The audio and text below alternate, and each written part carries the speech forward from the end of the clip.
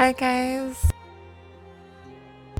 Hi, good morning, good morning, good morning, good morning, good morning. Hi, hi.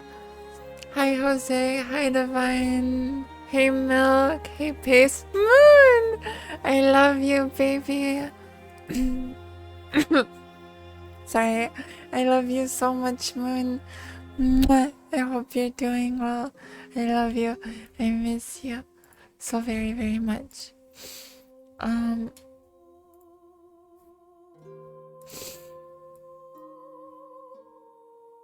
Hi, Divine. Hi, good morning. I missed you guys. Hi, Oi. Sorry I haven't been around much. I don't know if I've been around much or not. I don't know. I've lost all sense of time and purpose. But hi. How are you doing, chat room? It was okay. Did you have a good time in Pennsylvania? I hope. How's everyone been up to? How have you guys been? Do you like the ominous music in the background that's making it like totally uneasy to be? Sorry. Coughed up a lung. Dying. Like actually dying. Oh.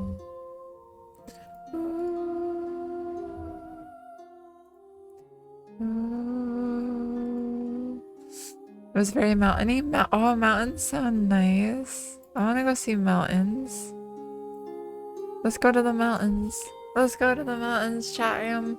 Mountain time, mountain time, mountain time. But hi. Also, hi, Roman. I don't know if I said hi to you. But hi, hola. So, okay. I have today for us as the special, okay, so I'm gonna have a poll, right? Because we have two choices today. We can just have a nice, cozy, relaxing autumn stream where we get to snuggle up in our blankets with our hot fucking chocolate and our pumpkin spice lattes because basic bitches are in here. Yes, I'm calling you out. It's fine. I'm one too. And we can just, you know, we can just have a nice, relaxing, cozy, cuddly day. Or there's another option, you see. The other option is one where we get to see a bloodbath of darkness and despair. I think. I don't really know. I don't know much about the other option except that it's a dark Yuri visual novel, and that sounds amazing because we love tragedy and we love Yuri. So why not both? Yeah, I think we're gonna. I mean, maybe both. I don't know how. Okay, the dark one's just the demo, so I don't know how long that one's gonna be. If it's super uber short, then we'd have time for both. But I don't think it's super uber short, but it might be. Right, right, right, right, right, right. Right, right, right, right, right. But I love you, by the way, baby. I don't know if you're still there, but I love you. Also, hi, Kitty. Um, Is there goblins in the darkness? Maybe. I don't know. I don't know. Other than dark themed Yuri.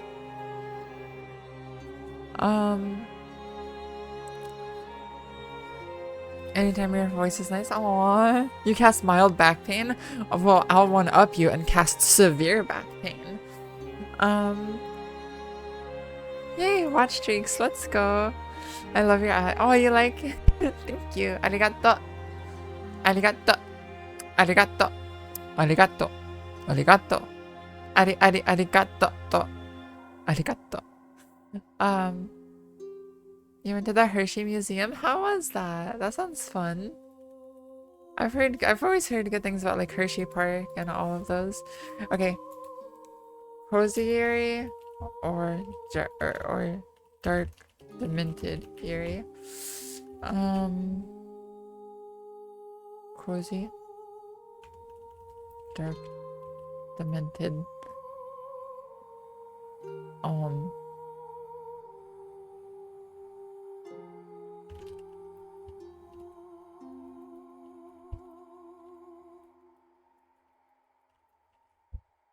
Okay.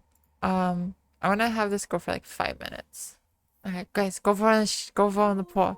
Go vote on which one we're gonna do. Go vote if you want a cozy or if you want dark and demented and despair and blood. And what is wrong with you guys? What the fuck is wrong with you? Chat room, what the fuck? Chat room, what the actual fuck? We've been in here. Chat. We start. Chat. The poll was up for like 2 seconds. Chat room, what the oh my god. Are you guys okay? Are you guys like actually okay? Like, are you actually okay? Like, do you need help? Do we need to go to... Do you need me to take you to therapy? Do you need me to hold your hand? Who votes? We have an option. Cozy, comfy, hot chocolate, autumn. All the things that we love in life. But no, you want to bathe in despair and blood and crime. Not a single one of you. Not a single one of you wants the cozy option. Not a single one of you. Oh my god. Oh my god. Well then. I don't even think we have to go to the I don't even think we have to go to the code. Yeah, give us the... Okay, you're gonna get the Yuri. My god, give me a minute. Jeez, no wonder you guys like the dark demented stuff. You're clearly dark and demented yourselves. Holy crap. You guys are like turning violent. Hand the Yuri. I'm trying. Guys, oh, this is a chat room. This is not okay. Chat, hold up. You think every... Can I be your vampire girlfriend? Please? I'll let you call me mommy. Vampires? I love vampires. Oh my god, yes. Okay, we got 1 vote for cozy. We got 1 vote for cozy. We got 1 vote for cozy. Let's go. Veggie. Yeah, I know. Okay, I'm gonna be honest. Whoever ruined the poll, I was gonna take a screenshot of this and you just destroyed it.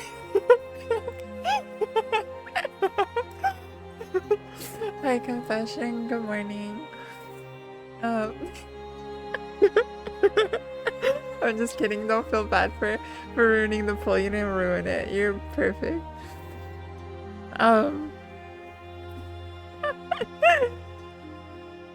Guys, go vote. Go vote. Let's get as many votes as we can on what kind of Yuri we're getting. We still got a few minutes left in the polls. There's still a chance for I don't know. A recap. I don't know what to call it. Go. Get the Dark Demented Yuri chat room. As if it's not secure enough. You never know. Anyways, okay. Give me a moment. I'll get you your vampire mom. Okay, I don't know anything about this. We're gonna play it. I do not know anything about this. Like literally anything. You're actually excited? So, okay. Let me explain this.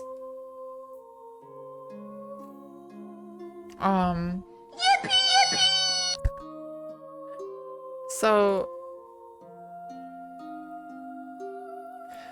this visual novel studio that I love so much and that we've been playing their games, I had this great idea and I was like, I don't know what the fuck to stream today and I really just want a cozy, nice, comfy day. So let me stream Please Be Happy. You guys know Please Be Happy. Please Be Happy is the game with the cute fox girl. And I thought that's what we were going to be streaming today.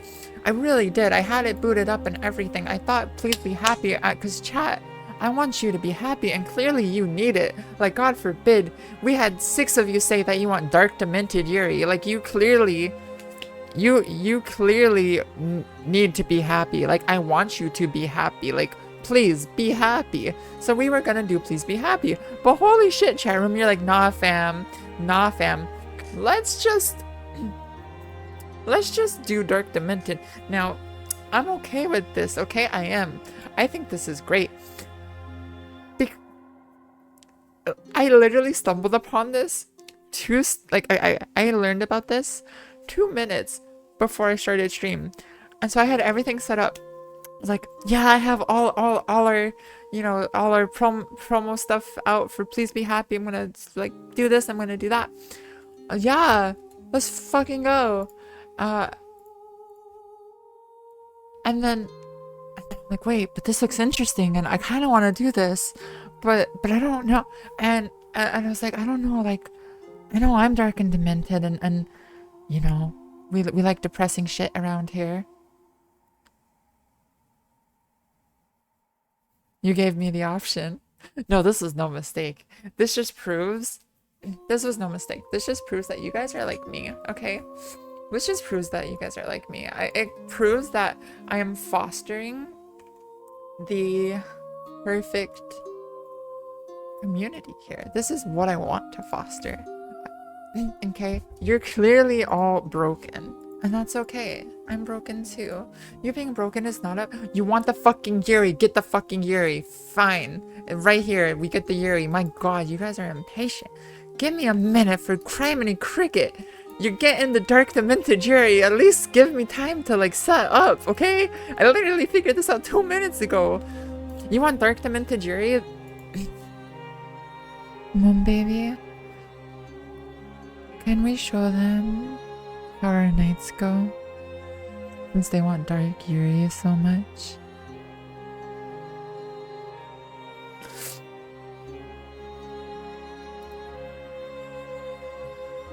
Lesbians are pog. I agree. Lesbians are very pog. Lesbians are very, very pog. Yeah, Fury. Okay, so it's literally called a Tithe in Blood. It's literally called a Tithe in Blood, chat. There's that, and this picture that you see is the only thing I know about it.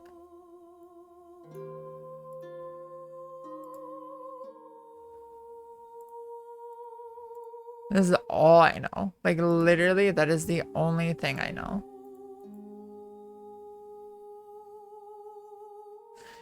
You're dating it, you're already... I am living a Dark Demented Yuri. That's okay. I'm into it. Vampire taxes? Yeah, vampire taxes. Vampire taxes.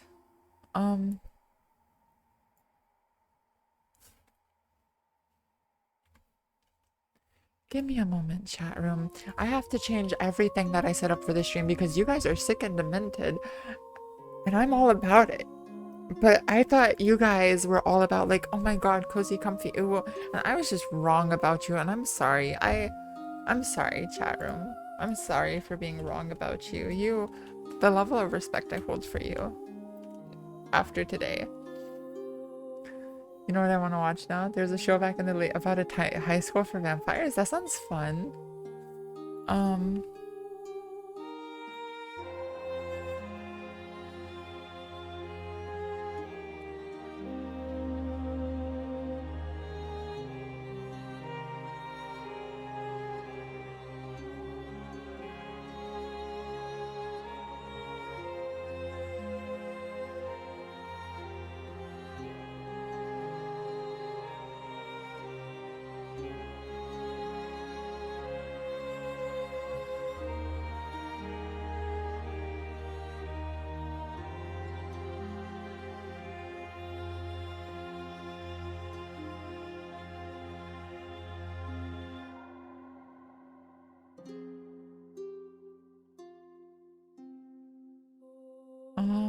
Let's see.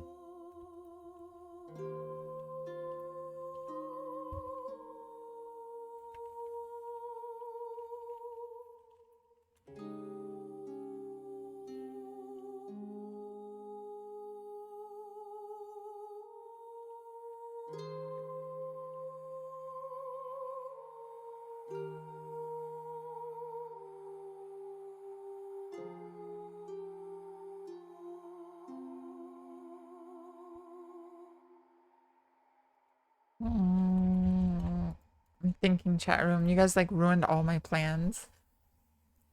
But I'm honestly happy that you did. You guys ruined my plans, but I'm really happy. So, okay. Postponed. It's okay, you postponed. Yes. You postponed.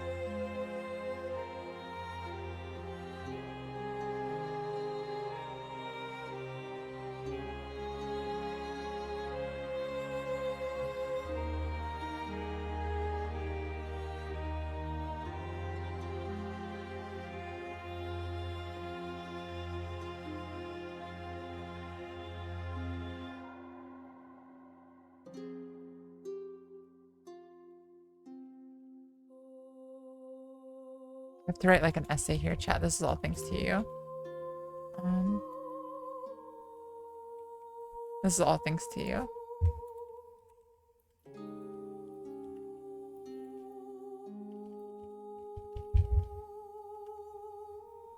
This is all thanks to you, chat room. I hope you know that. I hope you realize that this is thanks to you.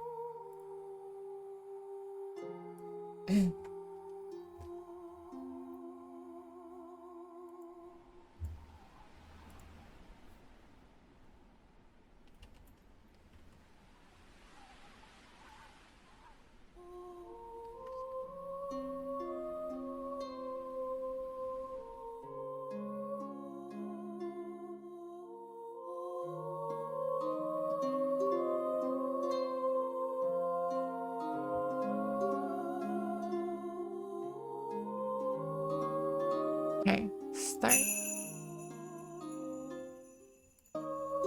Oh, sorry about the doubles.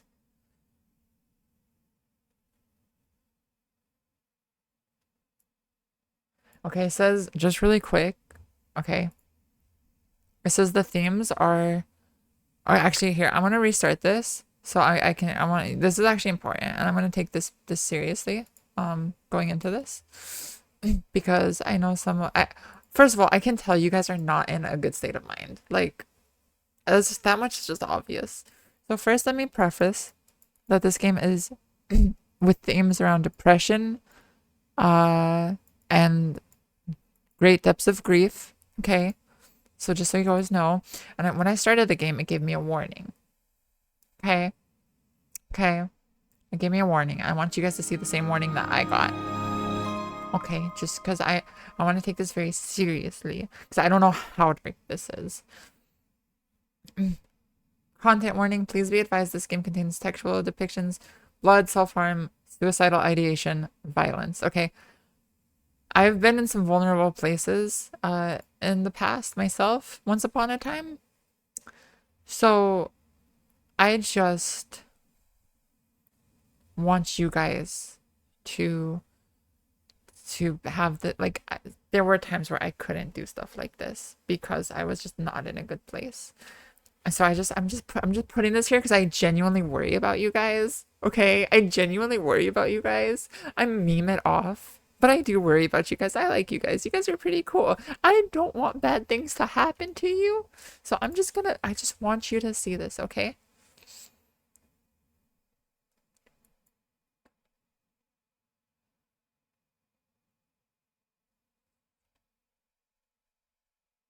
Pin a message? Yeah. Thank you.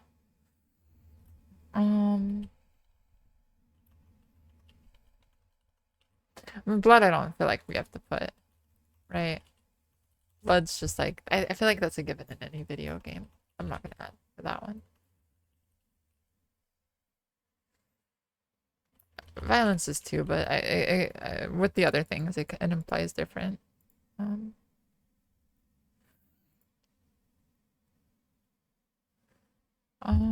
Yeah, that's a good idea. Thank you. Thank you for that. Okay. So this is because I want you guys to you know I care about you guys, okay? Contrary to popular belief. Okay. So this is just a demo. So I don't know how long this is. I don't if it's the first like okay, the first chapter of Please Be Happy took us like 4 hours. So if they give us the first chapter for the demo, this is gonna last all stream. However,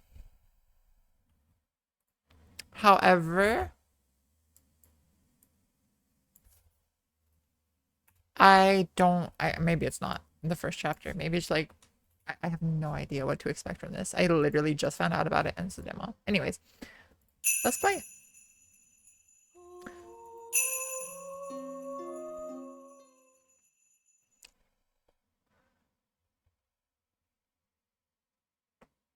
Let's see.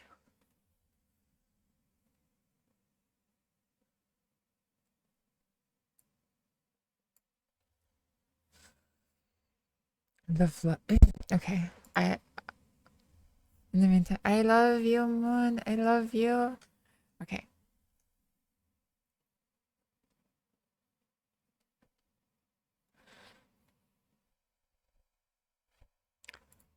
Let's see. Let's get started. I gotta like change my tone to match this. The flowers of summer shall wither. The leaves of autumn shall fall. Against the transient world, we are doomed to defiance, to the eternal folly of man. And so the winter's snow falls.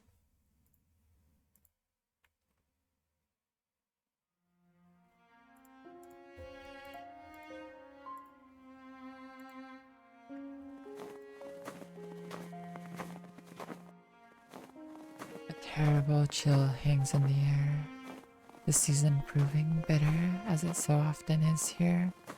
On this cold day, a great throng of students slowly shuffles through the piled snow of the university grounds, and the day's lectures finally over. Some gossip freely with friends, while others over their partners.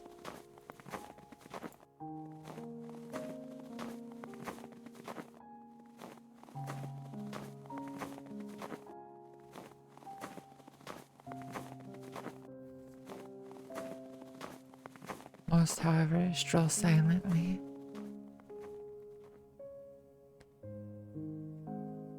Amidst the sea of people walks on one unremarkable student among many.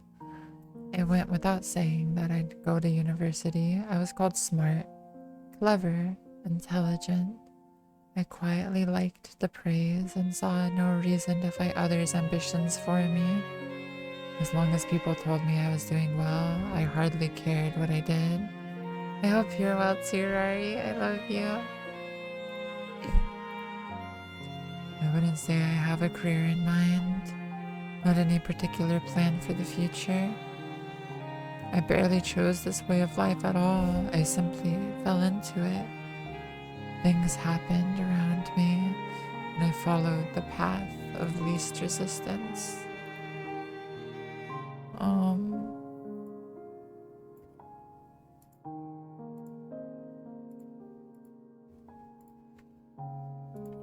One sec, Sharon.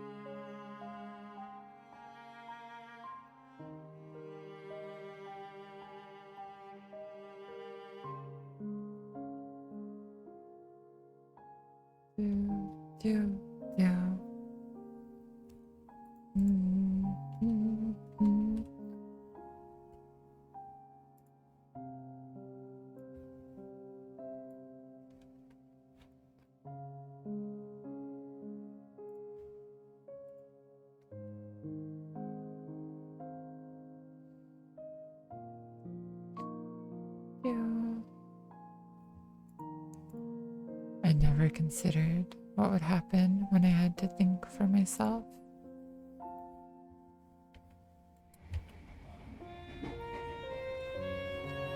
The train rattles and shakes as it trundles along the desolate city outskirts, the air inside stifling from the heaters. The seats always fill before I get on, so standing for the awkwardly long ride has become normal by now.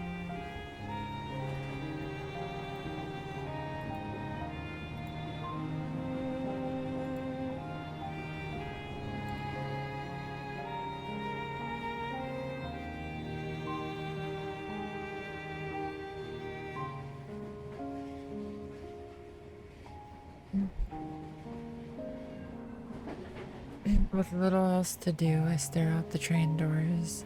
My thoughts soon turn inward, as they often so do in quiet moments.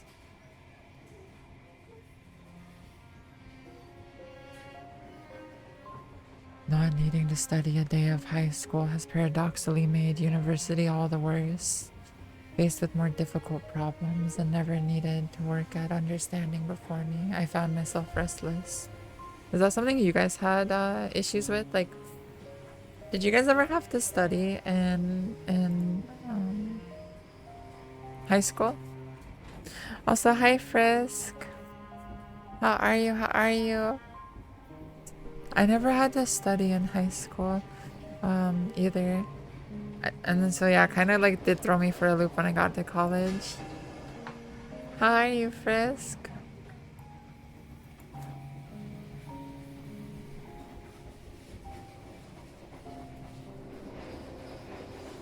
Gorenge, how are you?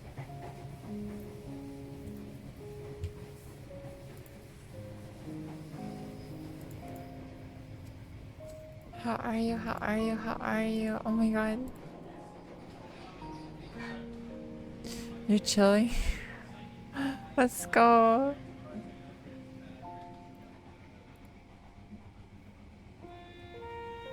One night, turned to friends for support, but my nature seems to drive others away. I always got on better with teachers than other students in any case. Am I okay? No, I'm okay. I'm trying to be ominous because this is a dark year. Maybe I shouldn't be. I'm trying to match the theme of the game, but maybe I'm failing at it. Hi, Hero. How are you? The city outside becomes distant, its glass buildings reflecting a gray sky. The only color to be seen is that of the bright red Sapporo TV tower, its wire frame girders beaming through the white snow.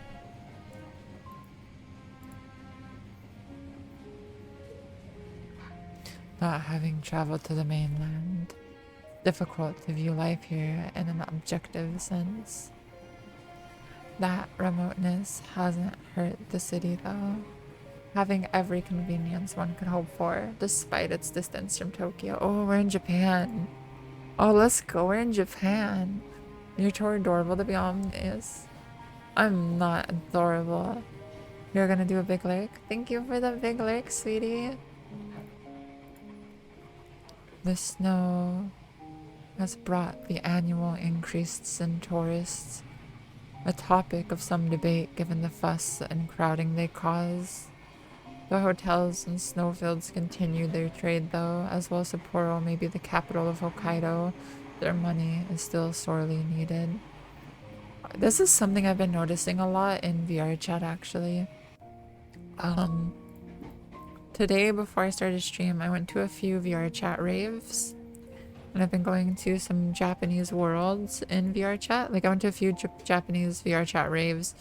And there are some Japanese popular worlds in VR chat right now.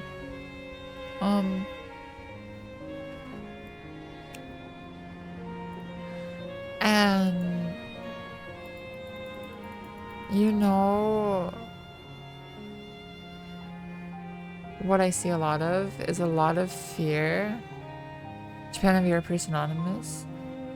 There's a lot of disdain for people who are not from Japan in the Japanese VR space. First I saw it with the worlds where they have Japanese only worlds where you have to answer questions in Japanese to get access to the worlds. So I saw a few of those. I was like, okay, like they want their own space. I get that. But then I started seeing like these groups at these raves, and these groups were even like, they're like, oh, this is just a meme group. We're never gonna have events. This and that. They're like, but if you're not from Japan, don't join because it's too hard to manage then. And I'm like, what does that even mean? Like, so I've been seeing a lot of that where they're not happy with they're not happy with foreigners right now. They're not happy.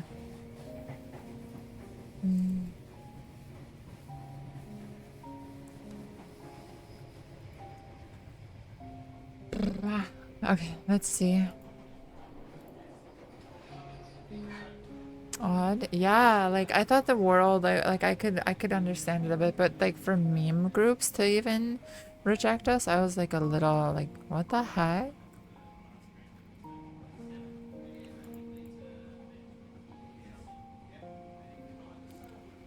Cranes work day and night to build new apartments. The city's population ever rising. The bustling train station is one of the most modern in the country, a landmark of glass outside and high technology inside. Even the trains themselves are kept in eerily perfect condition, as if every trip were the first of the day. Sapporo never stops changing in order to keep up, as if locked in a rivalry with Tokyo's modernity. Is any of this right? I couldn't really say. Like me, everyone keeps going about their day in this ever-changing city. Even as the past disappears around us for modern developments, new business, and more money. That place now passing by the train window is where I was born. And where I expect to die. Perhaps it's fate that I live in this grayscale city. So fitting is it for someone like me.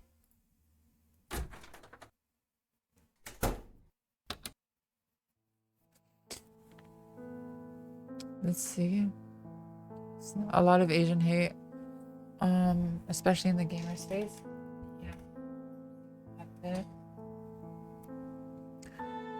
Asian devs have been getting slandered by Western ones because they've been succeeding while Western devs have been failing.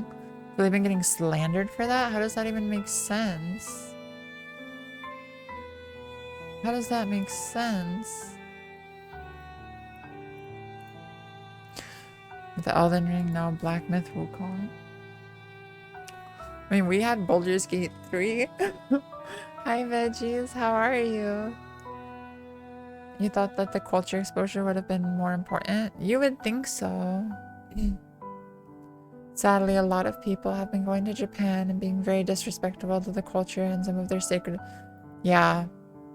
It's this thing where a few bad apples are ruining it for everyone. Japan is becoming increasingly popular. And it's... Right, Japan was kind of loved, like, from a foreign perspective, Japan had a lot of love for it, but that love came from people who loved the culture. It came from people who wanted to embrace the culture. But now Japan's popularity has spread outside of that.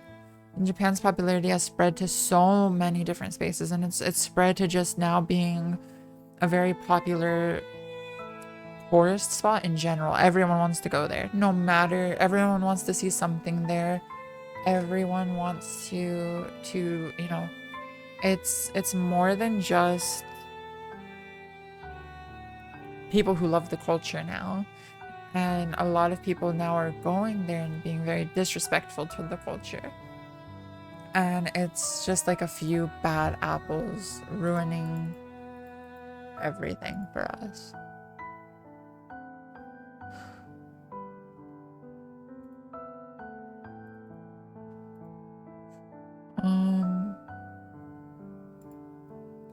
Basically, the devs of Black Myth Wukong get articles written about them that maliciously mention.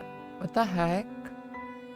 Like, the Native Americans here, it's gonna take a while for us to mend the pain we have caused. Let's see. Having slipped off my shoes, the patter of my feet on wood echoes about as I enter the space of the living room. A flimsy plastic bag carries dinner from the nearby convenience store in one hand, while the well-worn messenger bag for school remains strapped over my shoulder. As my eyes adjust to the light, a familiar unease comes over me. The unease of true solitude. A haunting silence hangs in the air, the room's size only magnifying the effect.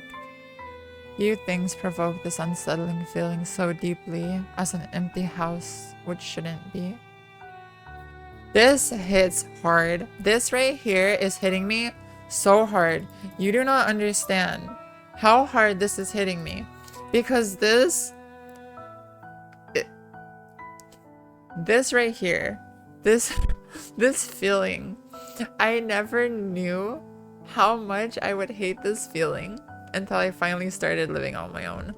I never realized how much I didn't want to be alone until you come into this, until you come in to just a completely empty space and it's just dead and you're the only life form there. You're the only life happening there. You're the only, you know, it's just so lonely. It's crippling. This is crippling when you come into this.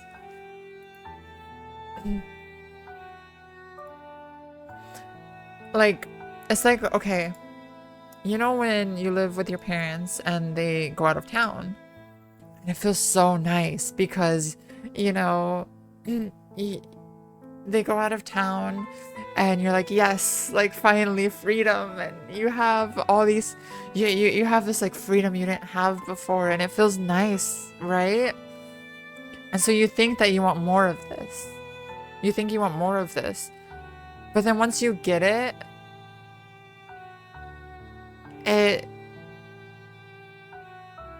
just hurts. It's good and short.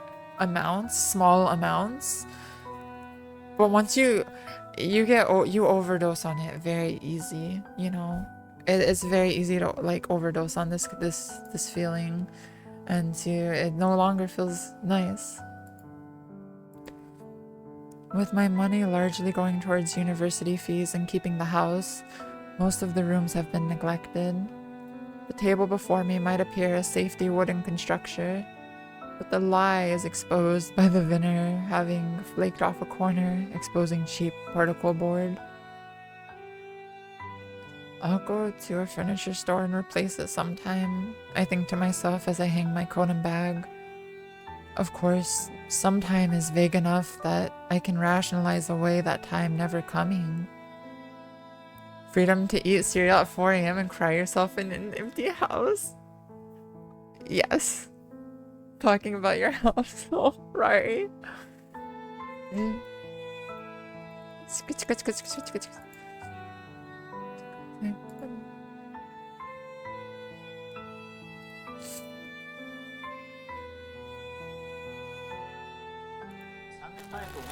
With my food quickly growing colder, the house itself being a little warmer than outside, I settle down on the cushion.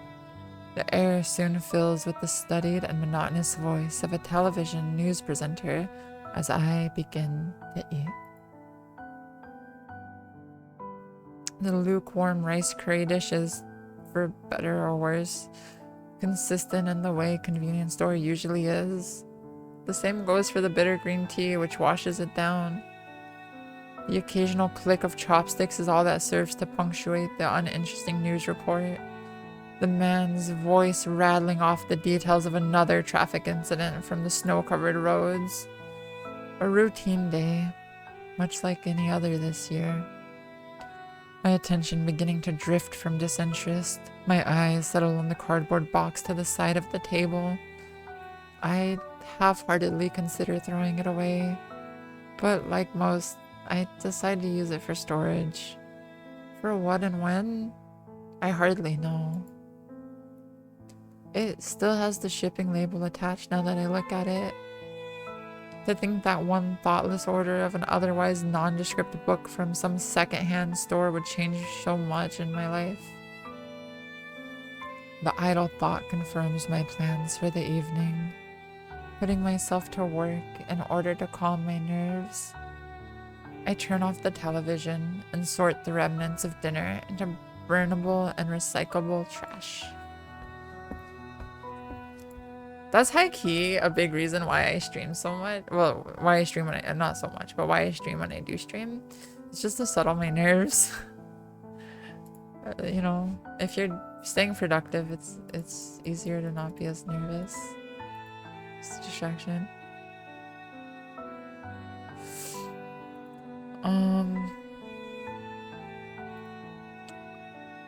With that, I take a long breath and head to the study. Even as I walk up the stairs, I become acutely aware of the sensation from the bandages on my left arm. A now permanent reminder of this grim pastime.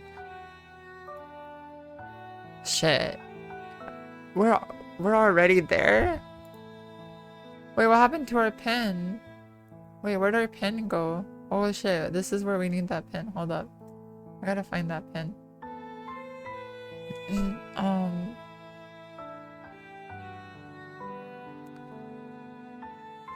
This I think is where it starts coming up.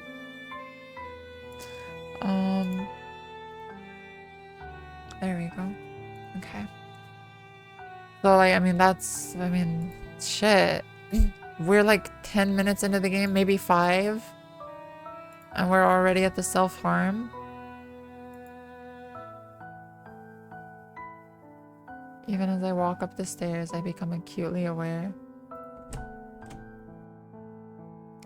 A lavish room is revealed as I enter. The musty smell of books and old furniture hanging in the air. The haphazard collection of antiques and oddities is the result of a year haunting local antique stores and online marketplaces. Something, anything, to take off my mind of what was happening around me. My eyes move down to the floor. What started as a pleasant dark wood is now blighted with remnants of dried blood. The stains run deep, no matter how hard I've tried to clean it. The sight going unnoticed by anyone else is one of the few advantages of living alone. Stepping around the faded remnants of chalk between the wood panels, I stride over to my desk. Notebooks full of translation notes lie to one side, while a time-worn leather-bound book lays open on the other. It's likely the oldest object for many miles around and treated accordingly. So wait, I want to know more about that circle. Why is that circle covered in blood? Is that where she's harming herself? Like, why is that circle covered in blood? I need to know more about what's going on there. Like, I don't... A ritual? Yeah, like, right? That's what you would think, like some kind of ritual. Right? I'm very curious about that. Only one way to find out? I suppose so, yeah. That's only one way, yeah. Hi, Rising Temple. Only one way to find out. Damn. Oh.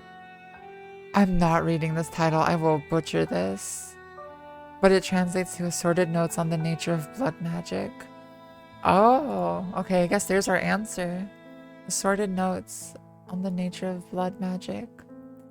The title alone made me curious. A curiosity which soon developed into obsession. Oh, this is the book that changed her life. She got a hyperfixation. Before long, that obsession turned from the intellectual to the practical. Okay. With some reverence, I carefully leaf through the pages. The words of the author, one Isabella de Mora, speak across the ages as I scan the page. Translating the Italian text has been slow going, not helped by its archaic form. But what progress I've made has yielded good results.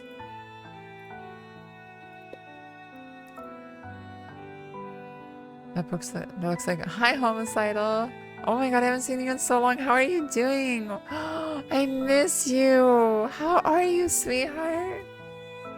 Italian vampires in Japan? Wait, is that what's going on? I told you guys, you guys didn't believe me yesterday, but I told you yesterday that Italian and French look similar to me. I did not realize that was Italian. I am so bad at this. Chat room. You guys were making fun of me for this yesterday, but you don't understand. I literally can't tell the difference between Italian and French, and I studied French quote-unquote intensively for 2 years, and I still don't know the difference. That's depressing. Anyways. Rather, it's been my body which has slowed me more than anything else. Looking between the floor and book several times, I attempt to visualize the patterns needed to replicate Isabella's experiments. The glyphs and patterns are strange and complex. More than one attempt, ending in dismal failure. Realizing I've begun to draw this out to avoid the necessary pain for as long as possible, I set the book down at its open page and set about the preparations. So wait. Okay, I guess we're gonna just see what this is all about now. You're doing alright? Oh, been busy with school? High five. That's a good thing to keep busy with at least. I'm happy to hear that. Alright, let's see what's this about. Taking a piece of chalk from the pile of seemingly unrelated items on my desk, I kneel. Oh god, that heartbeat. That heartbeat, like, got, like, that kind of scared me. Can you guys hear it? Let me. Oh, the heartbeat's loud. You guys hear that, right? Yeah, it's loud. Is it? Yeah. Deep, yeah.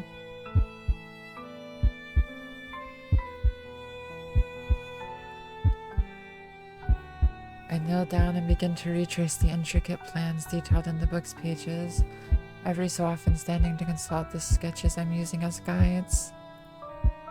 There's an odd beauty to the intricate patterns slowly appearing on the floor. One concentric ring is followed by another, mysterious symbols and figures filling the spaces between them. Isabella's process of experimentation and discovery, the result of a great mind imprisoned by her family, has been fascinating to uncover page by page as my translation progressed. Trying to replicate her results would soon prove even more intriguing. Slowly but surely, the detailing comes to an end, and the last of the lines meet. Coming to my feet, I set the chalk back down and set about the more distasteful side of the process. I don't know if we're gonna summon something. Maybe. Oh god, okay. Holy shit. Okay. My heart racing. I pull up my left sleeve to well above the elbow, revealing the blotchy cream-colored bandages stretching down a good portion of my arm.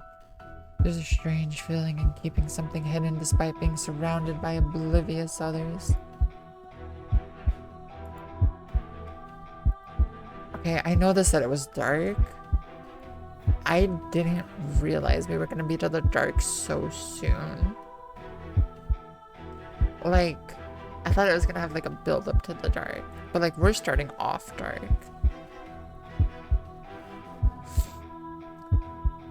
There's a strange feeling in keeping something hidden despite being surrounded by oblivious others. Little by little, I unravel the dressing, leaving enough at the top of my arm to avoid it falling. As the skin beneath is revealed, one dark red line after another lights the pale flesh around it. Some have already scarred, soreness and itching reminding me of their presence.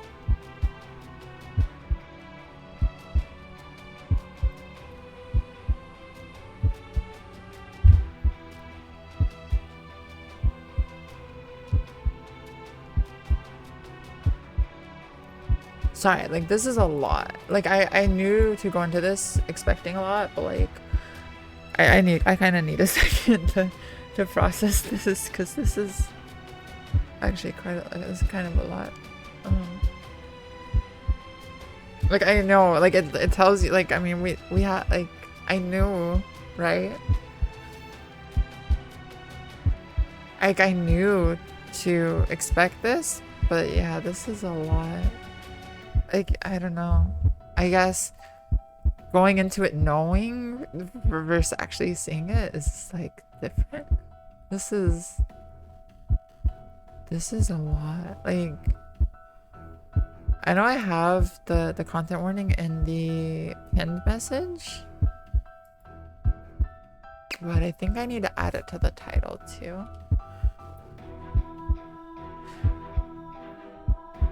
Like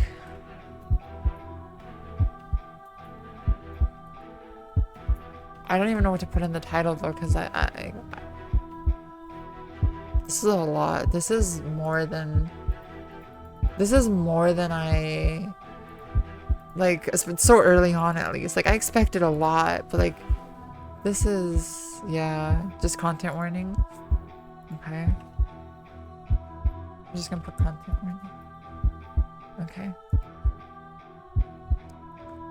Like, is this even a, like, it's a category on Twitch, but is this even allowed on Twitch?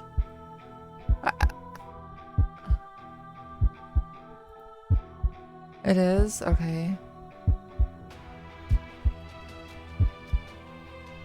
Alright, I didn't need, okay, let me,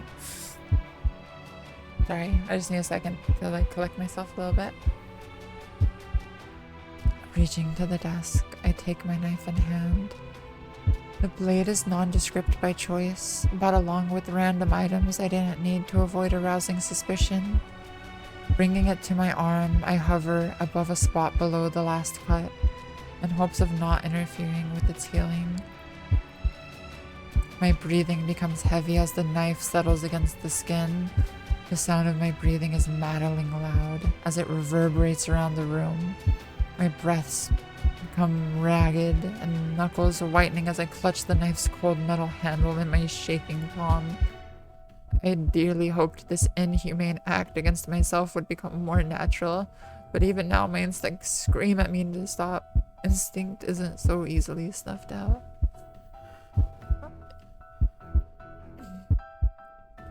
You know, okay, what's funny is I was just starting Fullmetal Alchemist again. I was starting Fullmetal Alchemist Brotherhood the other day.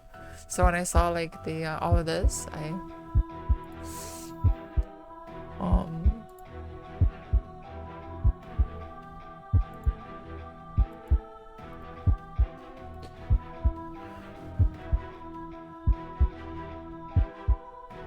yeah.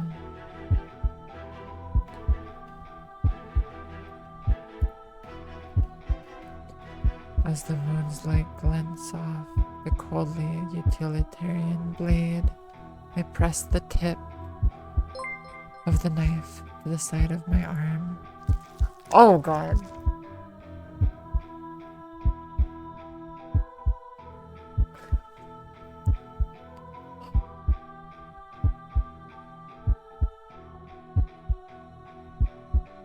In one practiced motion, I overcome my body's bleeding and force myself to slice the blade across my upper arm. Pain lances through my body and mind, the gritting of my teeth the only thing stopping my painful whimpers from escaping. The tool's job done, I throw it to the ground and clutch my arm tightly. Dark crimson fluid seeps from the open wound, soon flowing freely down my arm and over my hand. Holy shit. I'm sorry. Like, I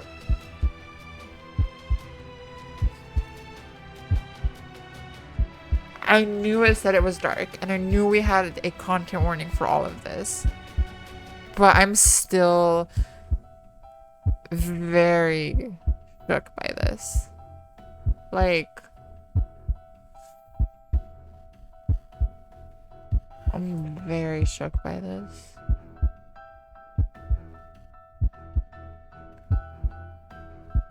Oh yeah, I'll be okay. I'll be okay. I'll be okay. I'm okay. I had to. Okay, there are different levels of like dark, right?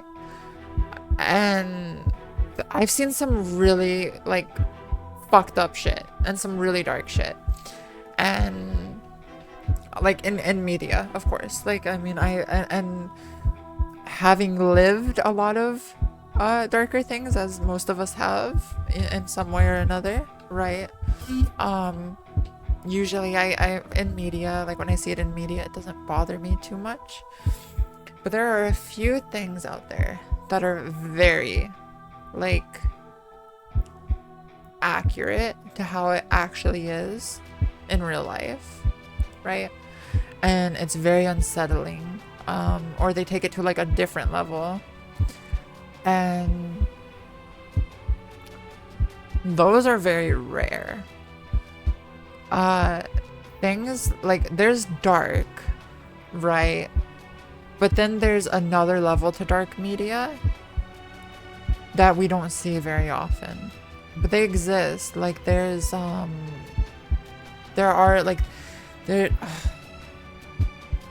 there's this anime called Magical Girl Sight, is a very, very dark one. Or another that a lot of people, a more commonly known one is like Happy Sugar Life. Those are things that like they kind of take darker media to the extremes. And or Doki Doki Literature Club, right? Now, okay, I was kind of expecting Doki Doki Literature Club-esque, just by the warning, because Doki Doki Literature Club has the same warning, and I never played it because of that, because at the time I just wasn't in a good space. but I know what goes on in that game now. And I still feel like this, so far, like it feels even like stronger than that in a way, in terms of presentation. And it's just a lot. Like it says dark, but it means like extremely dark. I can tell now. Still intrigued, still want to keep playing, but I didn't realize they were going to this part, like this extent, you know? It is pretty descriptive. But like, okay, so self-harm, a lot of things have like a self-harm content warning, and you'll see like self-harm scars, and they maybe get talked about, right? Like, and that's kind of what I was expecting with this. Again, I knew what I could be going into. I knew this was a possibility, so I'm not like regretting my life's choices. But a lot of things they'll give like that content warning. I'll just be like some scars, and maybe it gets brought up in like an intimate conversation, or like it's two characters like talking. Like you don't usually see it, you know? Like you don't see the act itself happening, if that makes sense. But it did, okay. Now I will say there was one thing that kind of tipped me off on this a lot. And it is why I'm not like, I did sort of expect this, is because it says it said blood, right? And you know, so, but damn, this is heavy. Okay.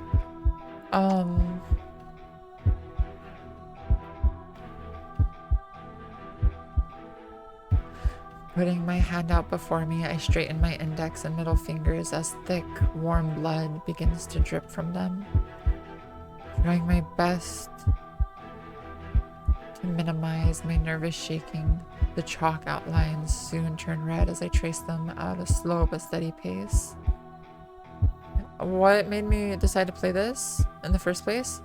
So there were a lot of factors. So we were actually gonna be playing Please Be Happy, which is a much different tone than this. And that's kind of what I was expecting to do today. And I saw this. So I was kind of lost. I wanted to, I was kind of lost today. I was very yeah, like lost in terms of like, I didn't know what to stream. I was looking and I was like, well, I want to do Please Be Happy, but I want to make sure it has like the utmost attention because I love that game. And I was like, I wanted, you know, so I finally decided on it. I was going to go with it. And then I see this and I was like, oh yeah, I forgot about this. And I forgot about the fact that this exists. And I do love darker media. I do love it. I've never streamed it before. And I guess that's a difference too that I'm realizing. Because I've never streamed darker stuff before. I'm very intrigued by it. And I wanted to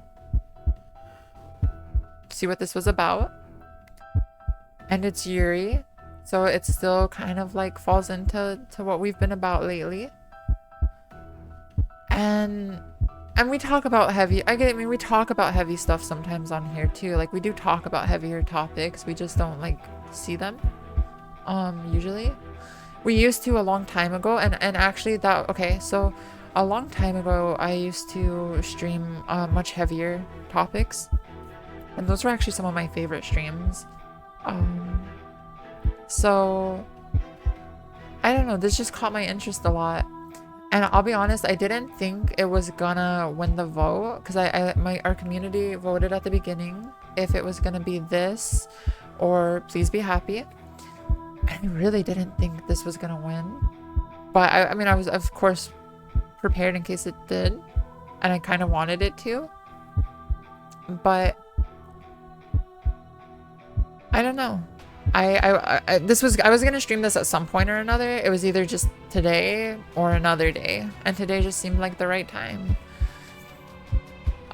Despite the warnings, this kind of stuff always gets me. The darker media always gets me.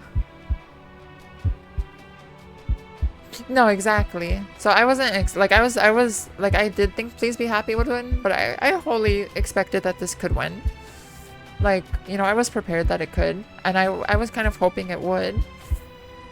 I was kind of pleasantly surprised that it did, so I was very excited for it. But I love darker media. It's not something I enjoy, like I get to enjoy or seek out very often, but when I do find something that has darker themes and tones, I love it always. And the fact that this came out of one of my favorite studios is like, as well, like there's just so many things that drew me to this. And so I was like, okay, I need to see what this is about too. Like I was very, very happy that we were playing it. But it's a lot. Like it's a lot more like I guess, I don't know. We're gonna keep going for it. We're gonna keep going for it. But like, damn, it went right into it. It went right into it. As long as you're enjoying it, as long as you guys are too, right? Anyways, let's go back to it because I'm very intrigued.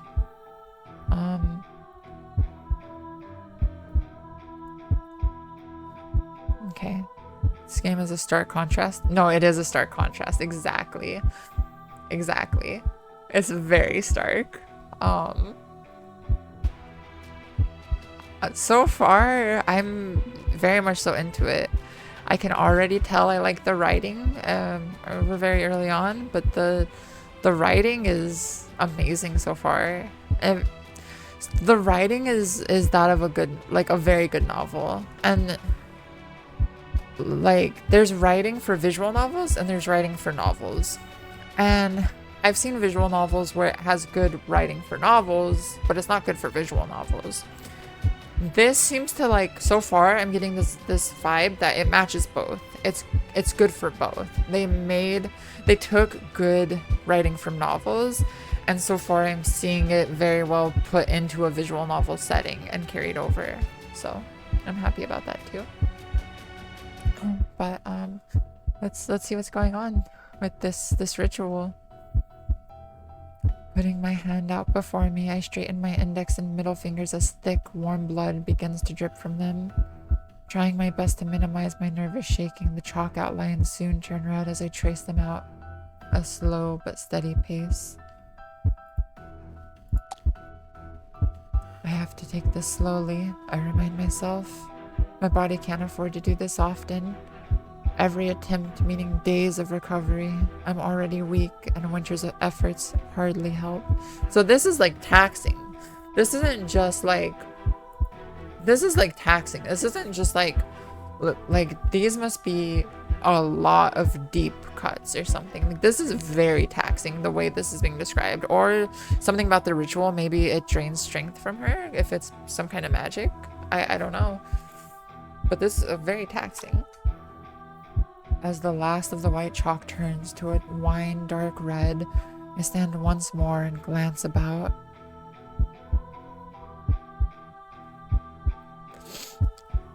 I don't know why. I think this is okay to share with you guys. As long as we have the content warning. I think the thing about this, I think some people might be interested in this and they might play it anyway, but I think having the community kind of helps in a way. Like, it's kind of like horror games, right? Horror games are easier in a way with other people, if that makes sense. I think as long as you have the community there, then it's okay.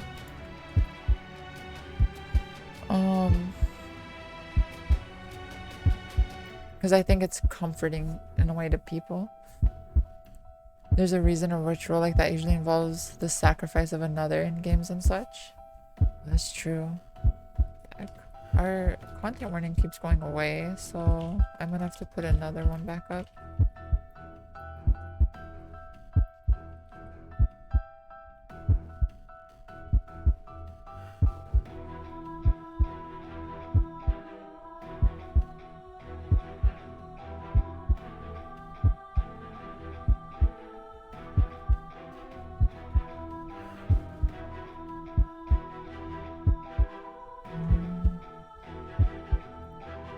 Okay. Alright, let's... The moonlight reflects off the fresh blood, a slow trickle still dropping to the floor from my arm. A certain dissonance strikes me between the messy red spatters strewn across the floor and the intricate Byzantine patterns they form. The panicked thought of this being some descent into madness briefly passes my mind. What madman, what crazed murderer could stand in such a spectacle and think themselves sane? Rather than fear such thoughts, I treasure them as I close my eyes shut. Their confirmation that I've not yet lost my mind. I can still see this from the outside. This is something very important, actually. I've seen people fall this deep into like despair, and being able to not be in love with it is good. You never want to be in love with this like lifestyle, these choices. You always want to question them, for sure. I'm still human. Yeah, thank God. As the book says, I concentrate on imagining the symbols and patterns around me in my mind. My thoughts begin to shift and ebb, my nerves somehow becoming swept along in a strangely calming sensation. What lifestyle? Like, this girl, she came home and the first thing she did was harm herself and do this ritual. Right, like, just any lifestyle around usually accompanied by like darkness and despair and everything. I'm glad too, because this is something I definitely do want to stream more of. If it could, I'm gonna play a little more of it today. I'm gonna see if we can get through the demo. If it gets too dark, if it gets anything worse than what we've seen, I am gonna end it for the day. But I definitely want to return to this if we do end it. And just maybe return to it with like a lot of discussion, and a lot of preface on what the stream is gonna be. You know, let's continue through it a little more. But if I get any hint that things are gonna like take a turn for more than what we just saw, then definitely gonna end it for another day. This is the darkest section. Once you pass it, it gets better. Okay. As long as this is okay. Thank you. That tells me all I need to know then. Okay, that tells me all I need to know. Thank you. As the book says, I concentrate on imagining the symbols and patterns around me in my mind. My thoughts begin to shift and ebb, my nerves somehow becoming swept along in a strangely calming sensation. As if caught in a river, my thoughts begin to flow. Rather than fight it as I first did, I allow the slow and uneasy trickle to take me, surrendering to the movements in my mind. Some are pleasant, others horrendous, but all prove fleeting and impermanent. What was a river soon becomes a torrent. Identifiable memories and concepts becoming abstract and distinct. Thoughts, feelings, sensations all merge together in a surging rush. All physical sense of my body long gone as every emotion pours through me at once. And swirling and flowing mass, the bedrock below it all begins to sway. The swelling flood, my sense of self nudges and rocks at first, held by the deepest roots, yet little by little, against the surging flood. Okay.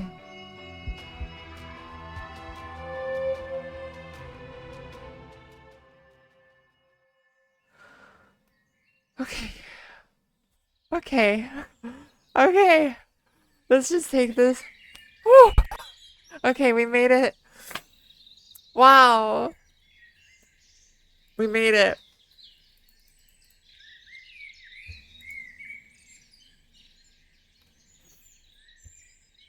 Whew. Okay, this was much needed. This is a much needed, like, breath of fresh air for a minute. No, I'm good. I'm good. I'm good. Thank you guys. I'm good. I just this atmosphere change. Didn't realize how refreshing it could be. Which this is another thing too, is like just this atmosphere change is already such a this is I'm excited for this. We've barely touched this. It's just the demo. We've barely touched this. And I'm so fucking excited because this it's hard to find well-written visual novels. And that's one of the things that drew me to the studio in the first place is the first one I read by them, Heart of the Woods. I really liked the writing in that. But this feels very carefully put together. This everything about it, from the writing to the choice of like going from that dark scene straight to this like the I'm very excited for this because I can tell a lot of thought is being put into this. A lot of thought, a lot of effort, a lot of you know, this seems like it's going to be a very, very beautiful game, and I cannot wait for it. Like, this looks like it has had a lot of love put into it.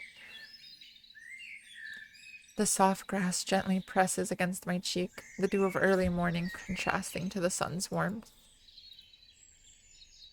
My eyes slowly open, but my body feels too heavy to move. Far from being unexpected, it's now a familiar feeling. Like, even the art is it has like this perfect style for the atmosphere. Like the art just fits everything so well. And like if you need very good, like well detailed art, I should say. You need very well detailed art to um portray this kind of story. And they have that. And it's like I'm so excited. I'm so excited for this, guys. Like, I'm sorry. My eyes slowly open, but my body feels too heavy to move. Far from being unexpected, it's now a familiar feeling. My mind too dulled to do anything more.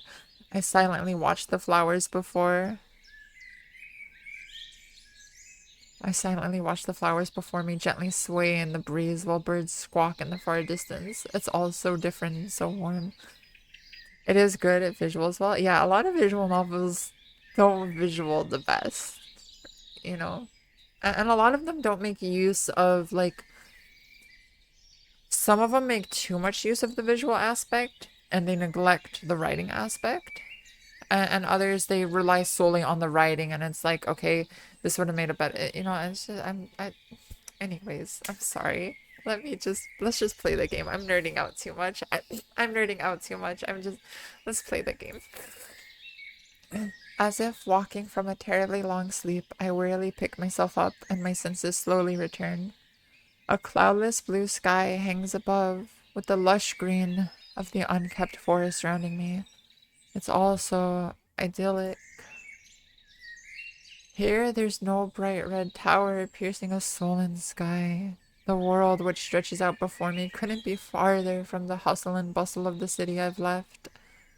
The warmth of spring and its many scents confuses my senses, jarred by the shift from the cold winter's night I left. A gentle breeze flows over me while I gaze at the swaying fields. The only blemish on the scene is a column of faint smoke from workshops in the far distance peeking above the tree canopies. What I've managed to do finally becomes clear as my dulled mind slowly recoups itself. The magic worked. I thoughtlessly say the words to nobody in particular, the nature of what I've done no less surreal to me than the scant few other times I've successfully managed it. The writing in this is written book tier. Like, you know, right? You're not a fan of typical visual novels, if you couldn't tell. But, like, this one is really good. Like, the writing in this is really, really good.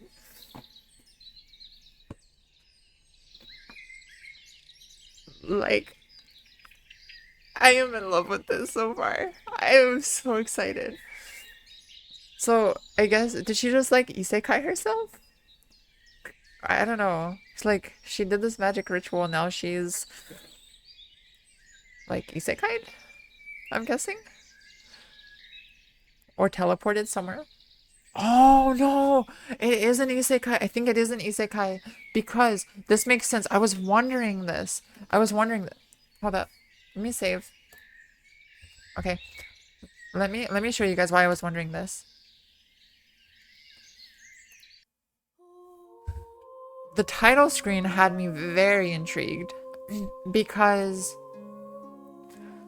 you see this is a very modern, very present day look, but then the girl she's with doesn't give that at all.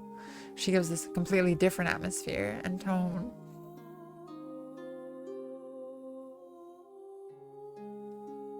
She isekai'd herself. Oh my god. Reincarnated? Okay, hopefully not reincarnated, because that means she had to die.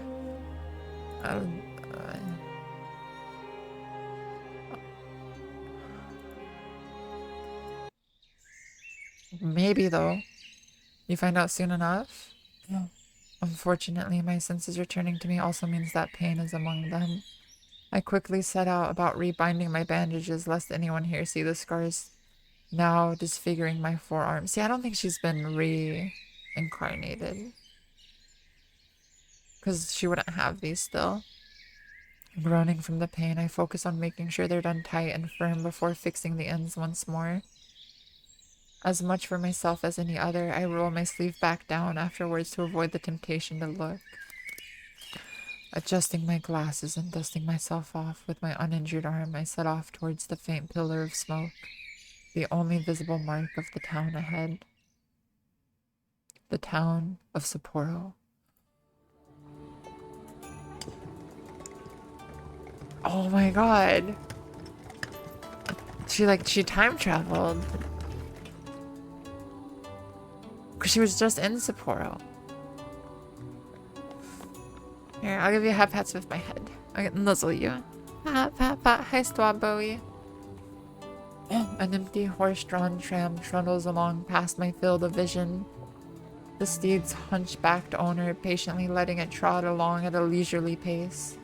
He pays me little heed as they pass, the clatter of the hooves blending with the sounds of passerbys. So I'm guessing she's a college student and she's done this before. So she goes to school, goes to college, and this is her way of de-stressing, maybe, is coming here. How are you? We're good. I'm good. I'm good. I hope you guys are good. I understand if you're not good. Especially after today. I'm good. I hope you're good. This is a very heavy thing. Just a warning. You hate most isekais, especially in anime, unless they subvert the trope a bit. Your favorite anime isekai so far is Isekai Shikaku? What's that one about? I don't know anything about that one.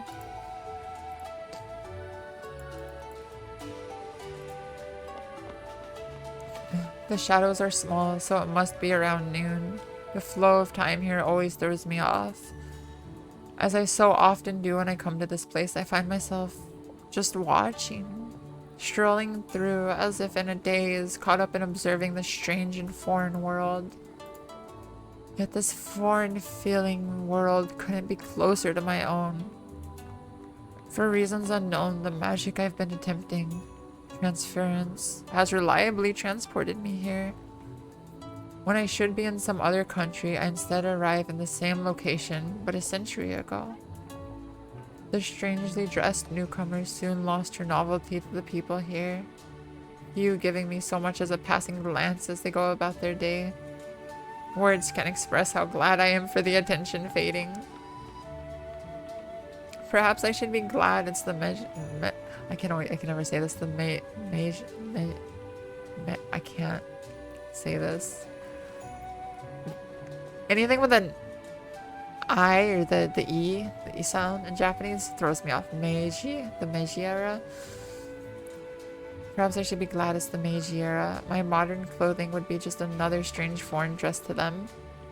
Some of those walking before me mix Japanese and Western fashion styles even now, to varying degrees of success. A couple of children run by, happily chasing one another along the street. It all feels so different to the grayscale photos and dry documentaries about the Meiji era, or about the history at all. Maji?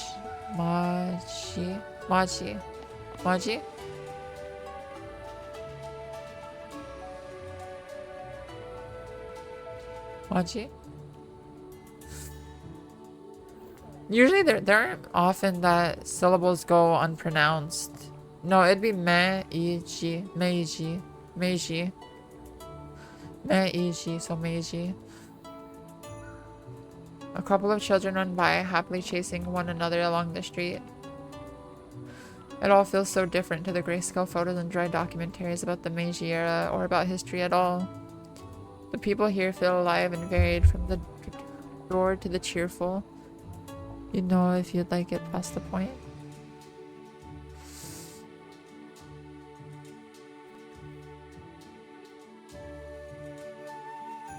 Meiji. Thank you, Rising. Appreciate you so much. Meiji.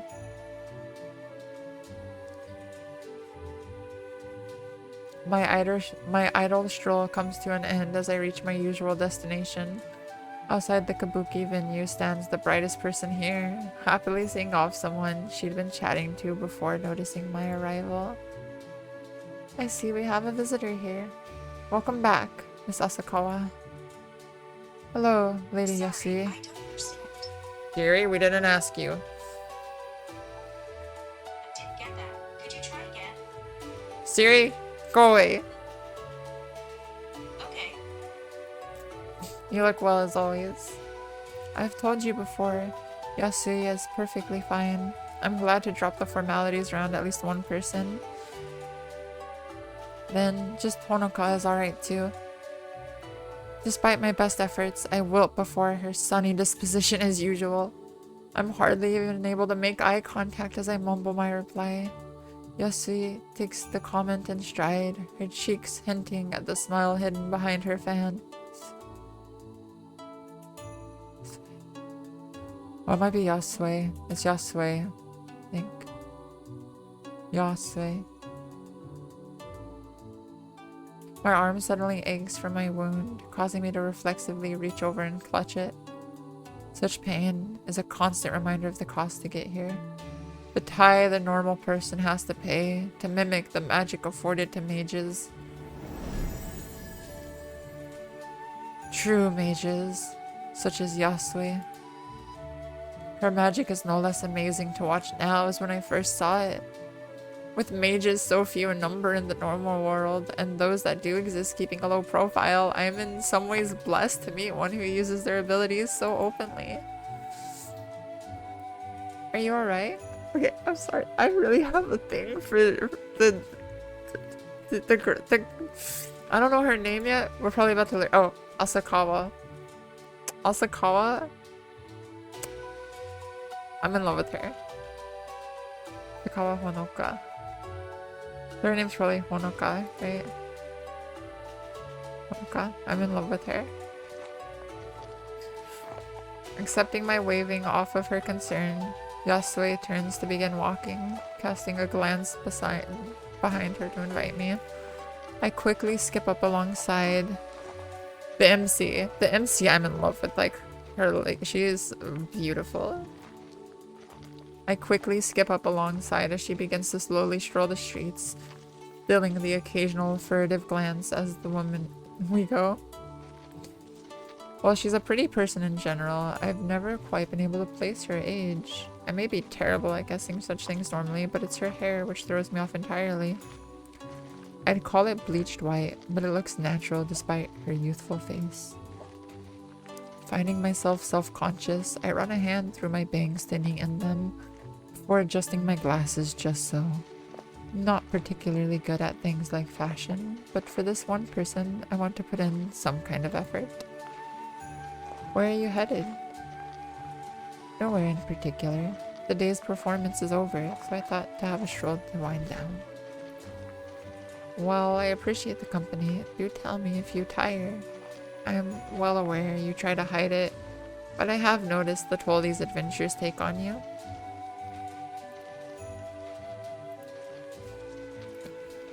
She does her best to make the remarks as gently as possible, but her point is made.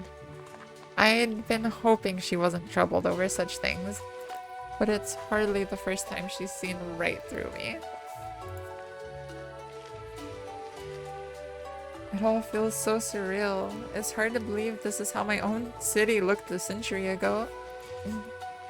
I am sure we all must look rather quaint to someone so far in the future. What brought on this line of thought? Just thinking back to when I first arrived here. You were like a lost little lamb back then, not quite the image of who I thought might find this place.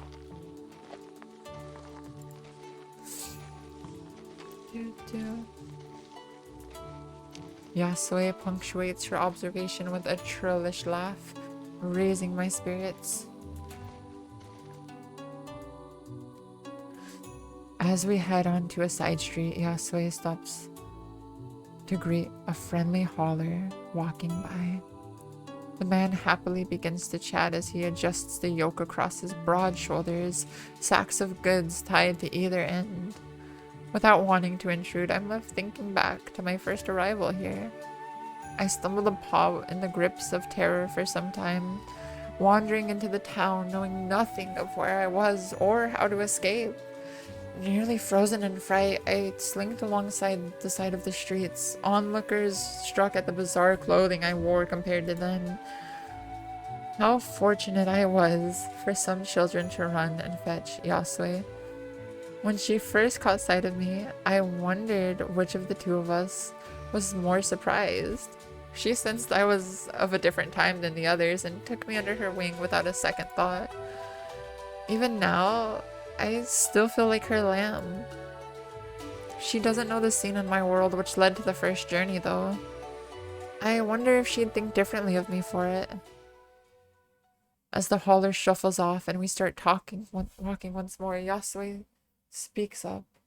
Few of our conversations are started by me, though she seems unperturbed by this. How have you been?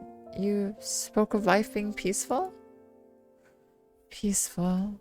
I suppose so. Things are largely the same as ever. I go to university, come home, eat dinner, and sleep.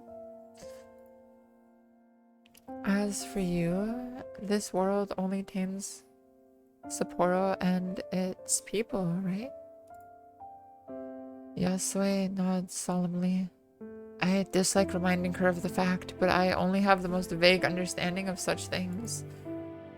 When we were sealed away all those years ago, this world became an unchanging one. That's all it will ever be for us, I suppose. So, maybe she's not in the past. Is Sapporo like cursed? Like this version of Sapporo, maybe? I don't know. Well, until you arrived, imagine my shock to have someone from the real world arrive after so long. She giggles once more, smiling to herself at the memory. How easily she laughs off her own past awkwardness. The first impression I had of Yasue was perhaps the expected one. So many photos blend together of people in formal outfits, stiff poses, and stern, serious faces. While they may try to humanize history in school, there's only so much a museum trip or classroom lecture can do. My preconceptions would be dispelled in moments. In so many ways, she juxtaposed her ladylike properness with a carefree spirit. Her hair is lavishly cared for, yet flows freely rather than being tied up. Her speech is archaic and uses long, obsolete words, only for her to chat naturally and openly. She dresses formally, yet gestures widely and wears her emotions on her sleeve. I know full well I'll be going over every conversation we have in my head for days, if not weeks to come. Angsting over every misstep of her hesitation, overthinking every expression or pause. Yet Yasue will do no such thing. Everything flows off her. It's graceful in a manner, albeit not quite in the way I expected that word to be used for someone of an era barely past samurai and daimyo. Sorry if I'm a disappointment. If I could save you from this world, I would. You may not be a grand mage, but I'm glad to have met you. Perhaps it's for the better that the first to come here would be someone like you. So here's what I'm thinking already. She mimics the magic of a mage by making a tithe, right, of blood. And that's why we had that scene at the beginning. So, to mimic a grand mage, I mean, maybe you just have to pay a bigger tithe, right? Not knowing how to best react to her praise, I bashfully look away. So, honestly, this is gonna end in one of them dying. And it's probably gonna be MC here saving Yasue. Not knowing how best to react to her praise, I bashfully look away. My driving desire to be complimented is one of my uglier traits. I can only hope it's one of the few things Yasue hasn't perceived of me. I soon realize I've begun rubbing my arm out of anxiety. For all her praise, I still feel as if I'm telling a lie by omission.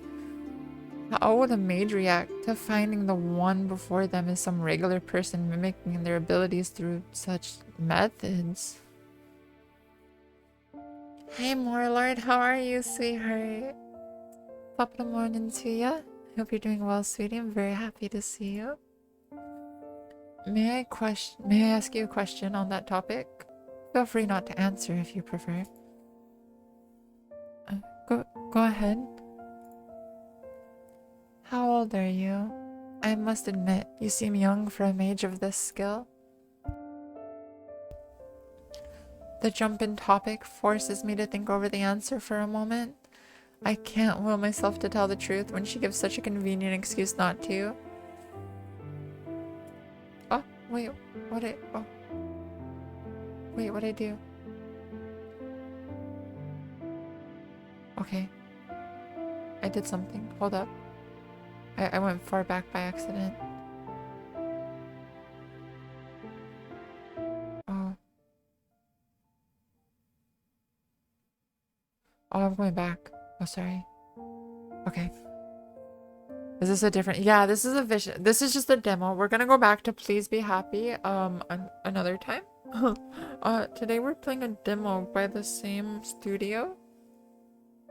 This one's much darker though. This one's much darker. But yeah, we're exploring this one. We haven't moved on from Please Be Happy, don't worry. But yeah, this is a different visual novel with very dark themes. Okay. I turned 20 a few weeks ago, I think. Though you haven't. She trails off before finishing her sentence, her expression concerned. I'm at a loss for words, only growing worse as the spark of realization brightens her face. Yasue?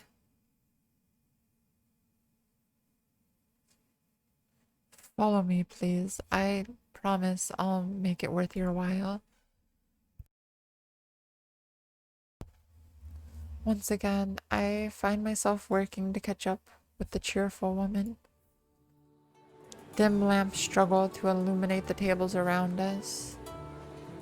The izakaya's air filled with the chatter of patrons and a heavy scent of tobacco. With liquor flowing freely and so many in the tight space, the air is taken on a distinctly muggy feel. Many of the animated faces around is flushed with a bright red. Oh, my lord. If this is too much for you, then please don't feel like you can't leave. Like, please, we will have a happy stream. The next stream will be a happy one. The next stream, I promise, will be a happy one. This one, do not feel bad if you want to nope out of. The next one will be happy. This one, we're exploring this.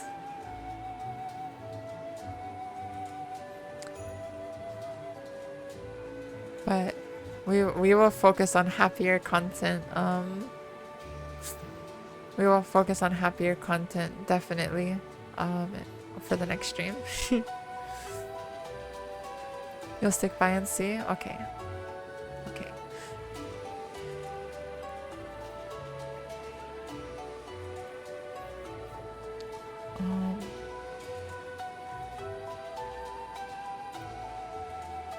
This keeps... Okay.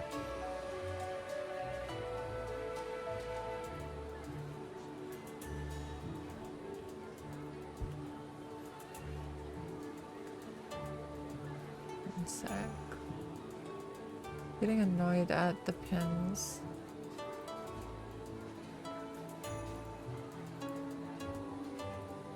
Okay.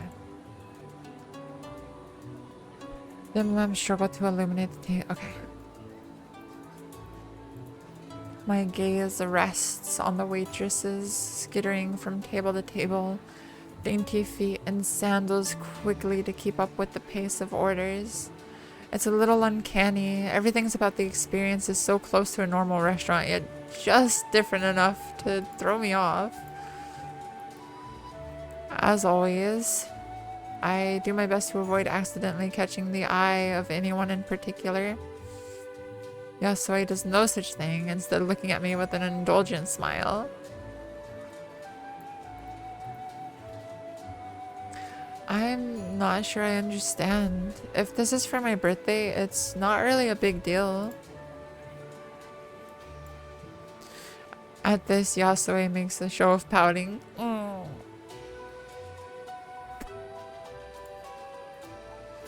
You never let me spoil you. I know your world has many lovely things, but I'd like to treat you at least once with what we have to offer. Sorry, I didn't say that poutingly enough. It's not like I mind, it's just... Old man, some local beer for this young lady, if you please. She's so cute. The man behind the counter, as yet unseen, yells out his agreement in a hoarse voice. Wait, I mean, I'm still 20. I haven't even tried drinking yet. Wait, what's the drinking age in Japan? 20. Okay. So, I mean, it's not like she's... I mean, if she's worried about legality. Japan, 20-ish, yeah. And what better time to try? She has a good point. And what better time to try? I love her. I love this girl already. I easily give up my protests in light of how happy she is to be treating me like this. I had been too shy to fumble my way through dealing with a bar, and I wouldn't know what alcohol would be good to start with in the first place. Our drinks arrive quickly. The old man, perhaps the owner, personally bringing the bottles and glasses to our table. Yasue doesn't notice how my confusion as she stops to pull out the cork in each. Even I know these usually have bottle caps. 40 sen, thank you. Yasue quickly obliges, passing him 2 odd silver coins. I have never even heard of sin as a currency before. Regardless, the man cheerfully takes them before hobbling back off past the curtain. I hadn't taken her for a beer drinker, but she's clearly looking forward to this more than I. She gives an eager smile. What is the premise of this novel? Okay, so... Okay, the premise, we're still trying to figure that out. But so far, we have what appears to be a very depressed school student, maybe bored with life, who found a book of magic and how to mimic magic with rituals. And she uses that magic to come see this lady here in a Sapporo from it's Sapporo from a century ago, but we've also learned that it's only Sapporo. Like, she can't, like, Yasue here, the lady on the right with the silver hair, she can't leave.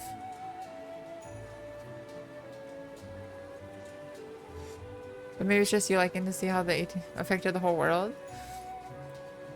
What do you like about the era on the site? So she pays a very dark tithe to traverse to another world.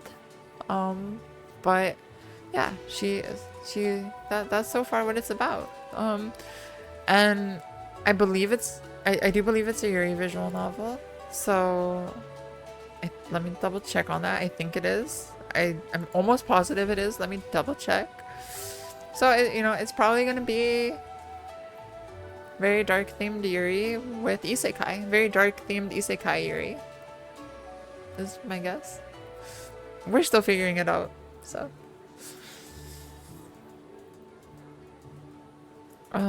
But it was very dark at the beginning. So, definitely has very, very mature themes in a way. Very, like, very I don't know how to... Dark doesn't properly do justice to, like, we need a different word, but my vocabulary is failing me right now. I do not have the diction for this.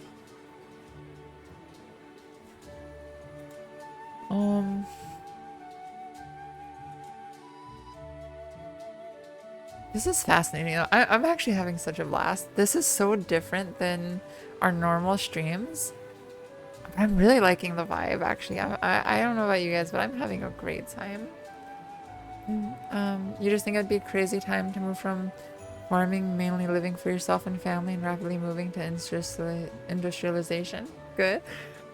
Hi, Robin. You're still here. Oh my god. I just hit my mic. I'm sorry. Yasue returns the gesture soon after, an inviting, thick, foamy head forming on the glass I cradle. The calmly bubbling beer gives off a floral scent, a sharp contrast to the mess of crimson which brought me here, the smell of blood, now uncomfortably familiar. I peer over my drink to Yasue, her gaze patiently gauging my reaction. Perhaps it's my distrust of others, or my own anxieties causing me to overthink every gesture, but I find myself unable to plainly accept what should be a kind gesture.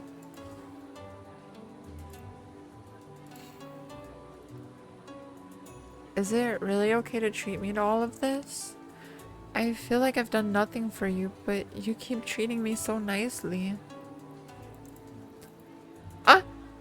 You don't want to celebrate your birthday? No, it's not that at all. It's just... I had expected Yasui to defend herself. Instead, she stares at me intently as if examining an interesting specimen before her. Maybe this is no different to how we've been interacting this whole time. Another of her elaborate plays, but this time without a script to hand. Each of us left to take our cues from the other, judging and moving in step with the other. As a particularly rowdy patron gives a boisterous laugh beyond us, Yasui smiles and closes her eyes in defeat. Perhaps I have been coming on too strong. I apologize.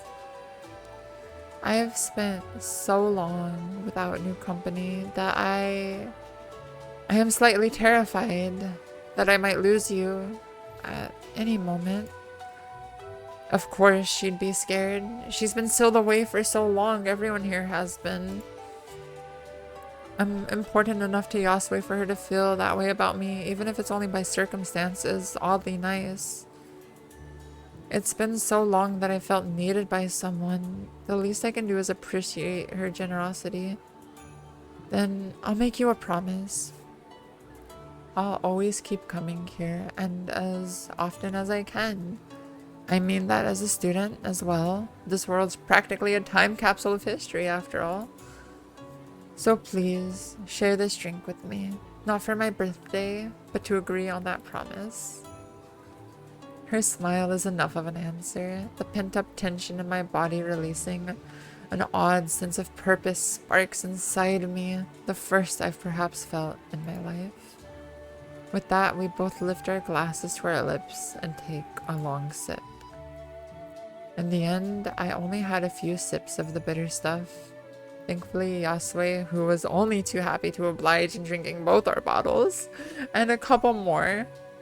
It seems the taste of alcohol will take some getting used to.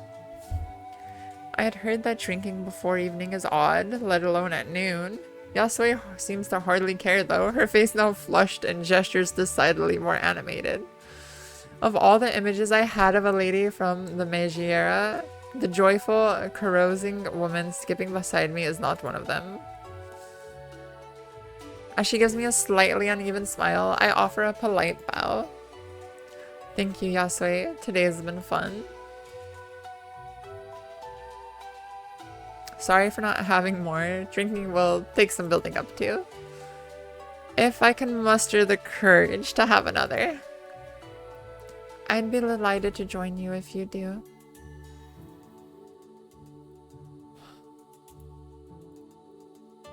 Perhaps it's the drink or simple tiredness, but I find the corners of my mouth lifting.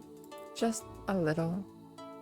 I wonder if the stupor will last in the real world now that I think of it. The passing thought only reminds me of the greater lie. Perhaps it's genuine? After hearing her own honesty, or the drink making me less inhibited, but I want to tell the truth. Yasui, there's something I want to tell you. The reason I can't help you escape isn't just that I don't know how, it's... I'm not a mage, Yasui. Not like you. I'm just another person. But if that's the case, how did you... As I glance about at the people going about their day around us, Yasui senses my want for privacy. Come, follow me. After a fair hike well beyond the town's limits, we arrive at the edge of the forests surrounding Sapporo.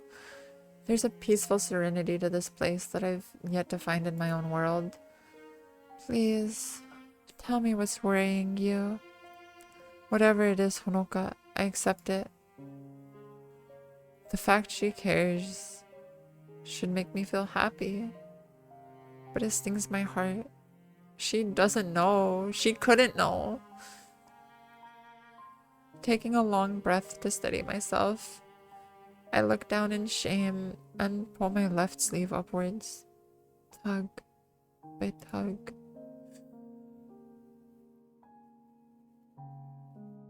Before long, the bandages show. Their length chases further and further up my arm. the beige gauze discolored by a blotch of bright scarlet. Fresh blood has pooled by now, the wound still proving sore as my sleeve drags over it. As I dare look up at Yasue, the woman wears a mournful expression. It's striking compared to her gentle demeanor. What have you done to yourself? I'm not that sure of how it all works, to be honest. I found a book which someone wrote a long time ago about how a normal person could summon magic, like a mage does by second nature. Somehow, I'm not sure of the mechanics, it lets me do things like this, but needs my blood to work. They called it blood magic, in Italian anyway. In response to my fast-paced explanation, her eyes close. I can see the gears turning inside, the connection between my general frailty and rapid exhaustion when visiting now plain. Honoka. I know what she's gonna say next. Neither of us want to hear the words. It's not as if I'm dying or anything. It's hard on my body. I can admit that. But for this, please, Yasue, I want to keep seeing you. She thinks for some time before giving a heartbreaking smile of defeat. I can't very well force you to stop, can I? I'd rather she have scolded me. Without any further defense to be made, I fall silent while looking at nothing in particular.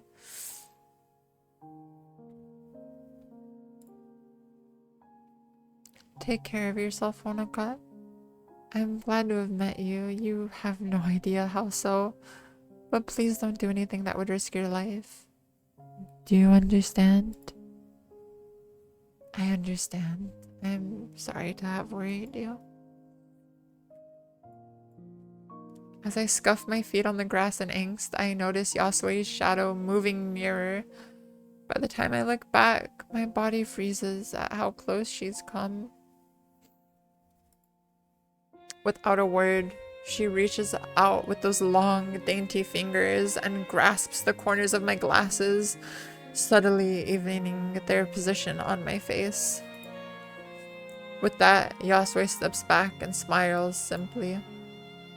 That's what we elders... Elders? Is that because she's 100 years old, or is that... Elders? Wait, hold up. I was shipping these two? Do not tell me... Hold up.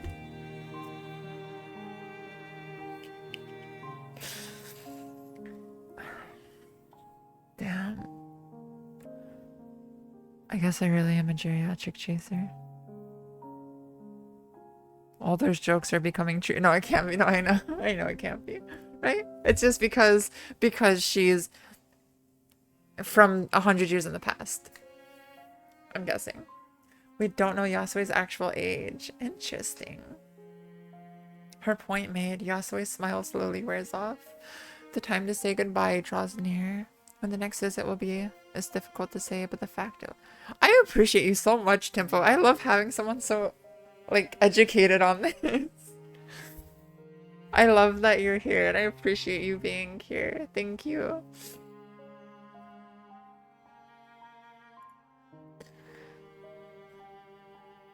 I'm not sure if it's imagined or not, but I feel Yasue's become more comfortable with that fact. Understandable for a mage seeing their first visitor in 100 years. Yeah, I think it's more like ancestor is my guess, right? Take care, Honoka. Thanks. I'll see you again.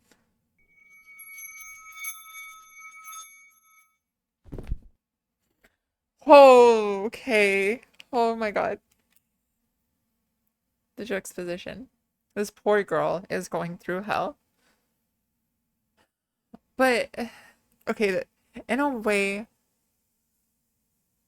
can this create a time loop? Is this the same Japan that Glasses Girl belongs to, or an alternate universe? Maybe Elder could also refer to not Refer to wise people in the power. Oh, that would, yeah, that, thank you. Thank you. That makes sense too. Now you want to binge log Horizon? Oh my God, Roman. I would love to watch that with you sometime. Can this create a time loop? Is this the same? It's good, lots of good questions. Lots of good questions.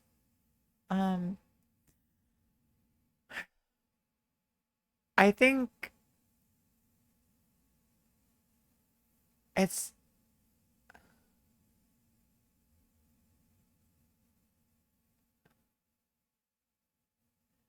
disheartening how much she's putting herself through to do this, but in a way, like she's putting herself through hell to see this girl, right? I don't think she cares about the era. She's doing it just to see Yasue, and that in itself is almost beautiful.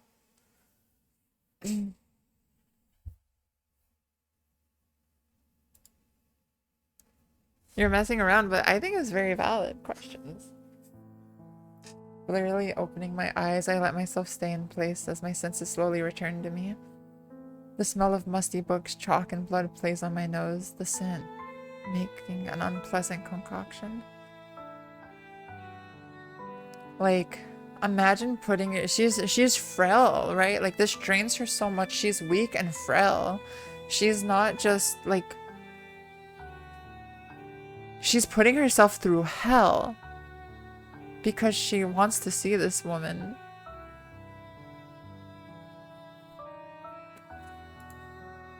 My body feels impossibly heavy. That would be a good thing to get checked out for at this point, probably, yes. I would imagine so. Oh, well? Hi, Power. How are you? Good morning, sweetheart. I hope you're doing well. How are you, Power? My body feels impossibly heavy. The stupor seems to be gone entirely, lost to the world. I just left, but the experience of transference takes a heavy toll on my strength. Forcing myself to stand, I stagger to my feet with a hand on my desk for support. I find myself unable to do anything but stand idle in the cold, empty room. My tired eyes stare blankly out the window, the moon's dim light reflecting off the bare branches of winter. Silence hangs in the air, moonlight illuminating motes of dust floating in the evening's darkness.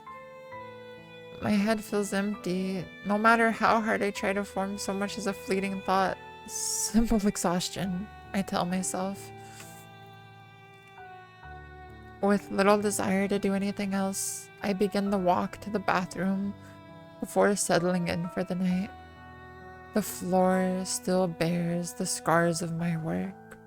The book, which started it all, laying open amid a disorganized desk. I'll get some cleaning supplies and wash off some of the mess, I think to myself.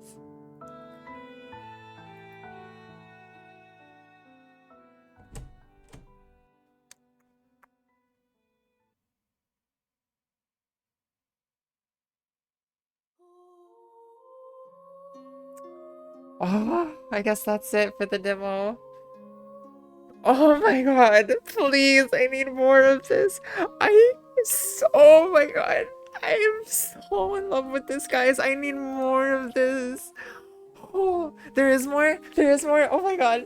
Okay, I want to say as much as this as we can get. I am so in love with this. If there's more, please, whatever more you can give us, demo, please. Okay.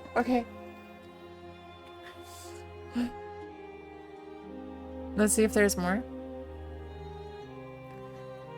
Any little bit right now. Like, this is amazing. I want to meet her. Who is she? What, that quote is so beautiful.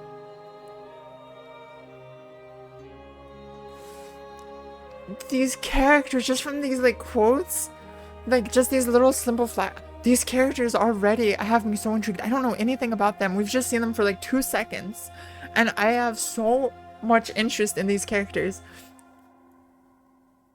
Oh my god. Hi Mazes, how are you?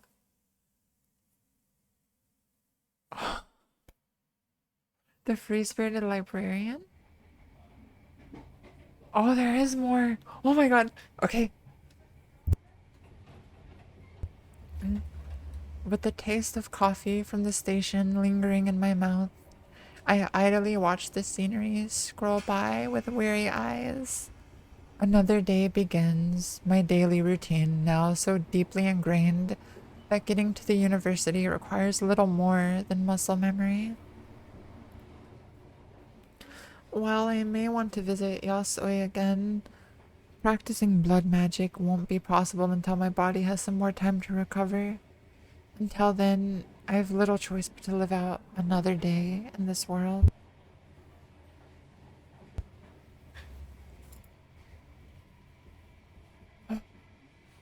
I counted among my worst traits, but I've always had a tendency to eavesdrop.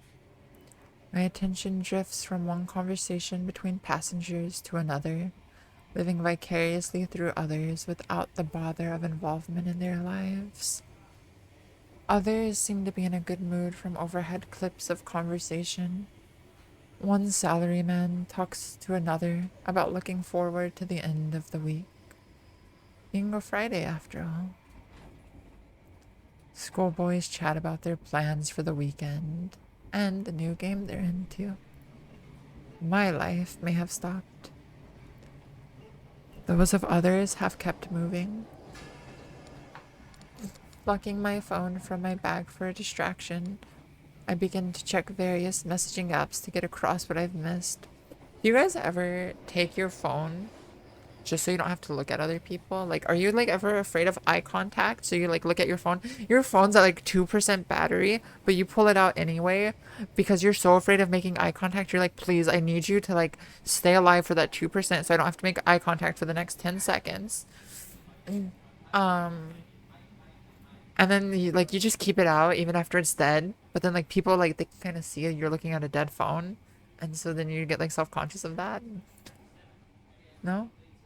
Afraid not, but definitely afraid. Oh, you don't get afraid, but you do. Yeah, I don't like making eye contact with people. But like you get like if I just look down while I walk, then like people like make fun of me. They're like, why? Like, and they lecture me. They're stand up straight, look straight ahead. Why are you looking down? Because I don't want to make eye contact. I don't want to talk to anybody. Especially if it's somewhere where you like frequent and you know everyone. And you're like, if I look down, I don't have to make conversation. But as soon as we make eye contact, they're gonna say good morning. They're gonna say hi, and I'm sorry, but I don't want to do that. You pretended to talk to people on your phone, Okabe style? That's genius! I need to do that. I begin to check various... Okay. While I might have tried to keep in contact with friends from previous schooling, we inevitably drifted apart without the connection of being classmates. And these days, such morning browsing just covers the day's news and message board threads.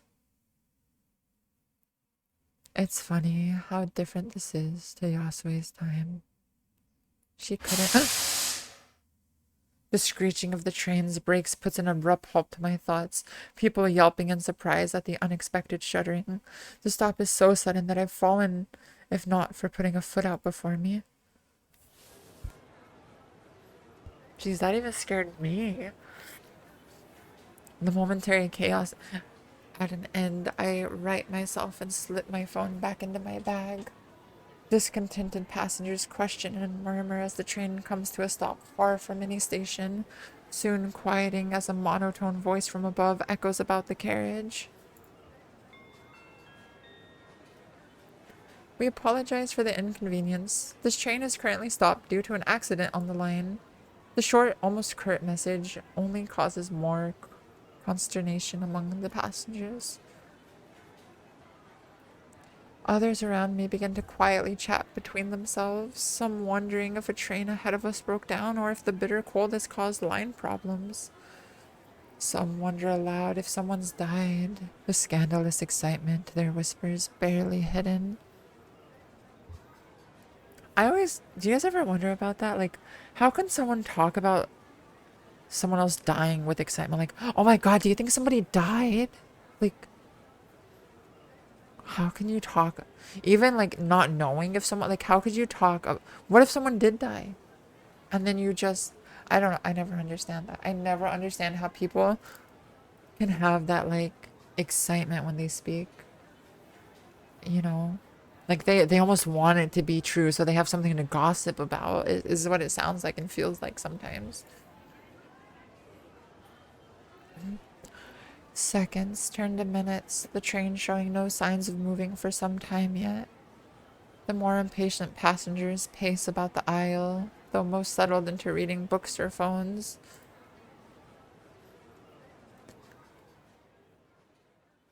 Your company is very unusual.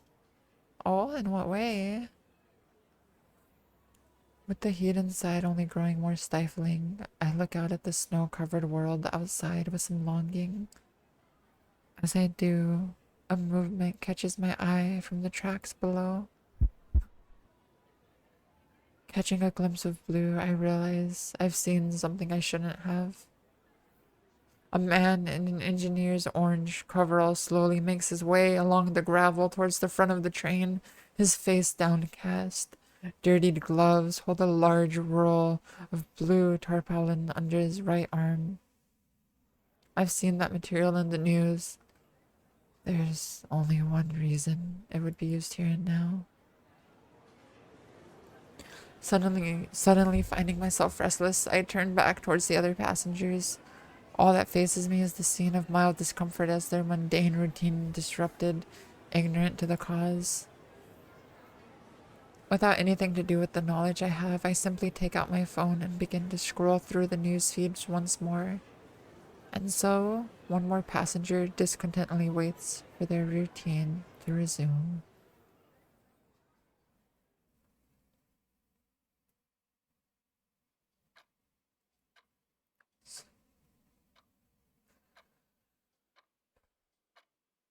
So someone died then, right? Like, that's my takeaway. Someone did die. I'm not familiar with the material they talked about, so maybe I'm wrong, but that's what I gather at least. But I'm not familiar with that. The day slowly draws to an end. My last daylight hours spent in the university library, as they often are.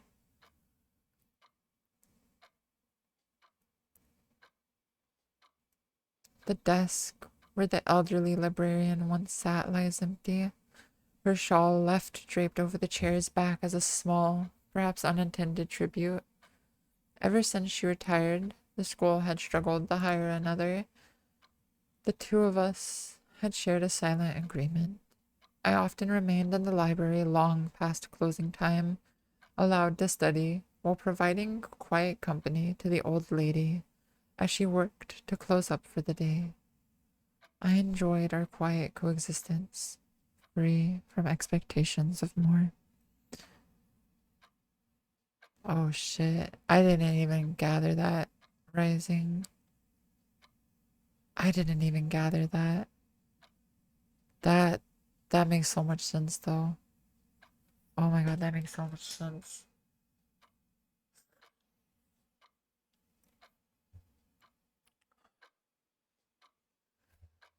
It isn't a good thing though, if you stop and reflect. It is very dehumanizing. Constant exposure numbs you to stuff like that. I can agree with that. I can agree with that for sure. That's one of the worst feelings too, is when you realize that you're desensitized to some certain things in the world. Um, that's not a good feeling to realize like you're desensitized to just all the crazy batshit, you know, things that happen in this world.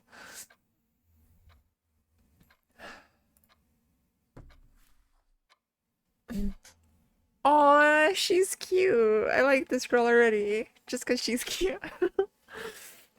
A book sliding into place on a shelf ahead rouses me from my reverie.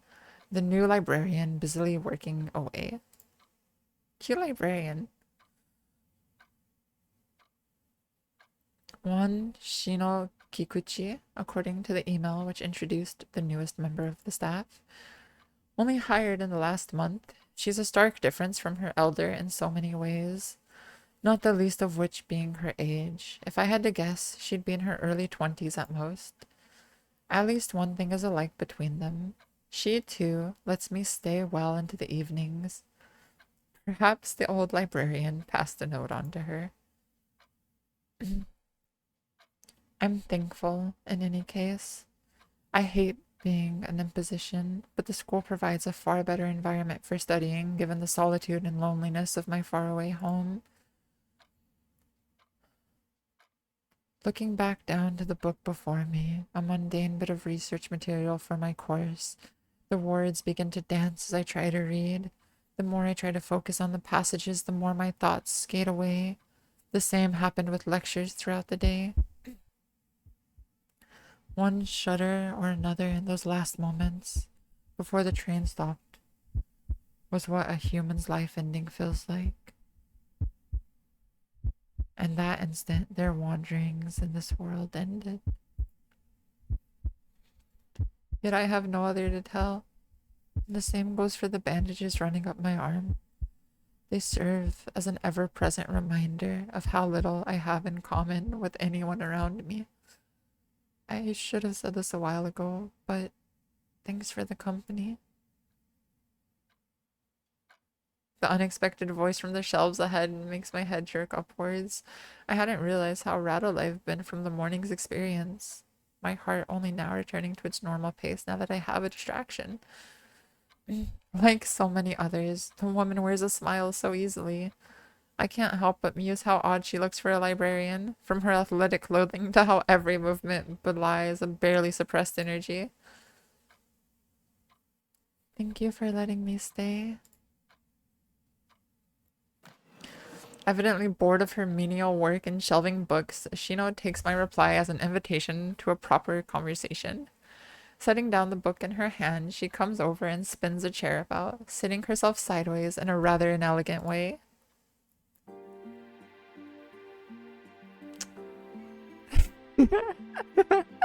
I'm loving this like introduction. She's just like slides right in, no care in the world. You have this character who's completely haunted, and you know she's carrying a lot of like weight, like a lot of, you know, and you have this girl, she's just carefree. Like you can tell right away she's like, we're probably gonna learn dark things about her. She's probably not carefree. She probably just carries that weight. Maybe not, I don't know, but maybe she just carries herself carefree. But I'm loving the energy difference, right? Like this carefree energy with this very dark, like heavy energy. But I mean, a lot of times, right, the brightest people are the ones in the most pain, so maybe these two were like trauma bond. While the relationship between Yasue and I have a certain push and pull as we fill out each other's boundaries, Shino has no such concerns. Even now, her bright eyes move from me to this textbook in my hands, happily seizing an opening to get closer to me. You can read Italian? That's cool. I know a few languages too. That's the way the world is these days, right? I guess so. I need it for my degree. So she wants to chat. That too is a difference between Shino and the previous librarian. One I like rather less. Something throws me off about her, all the more so now that we're close. I can't quite put my finger on it, making me feel bad once again for being so distrustful towards someone so friendly. Do do do.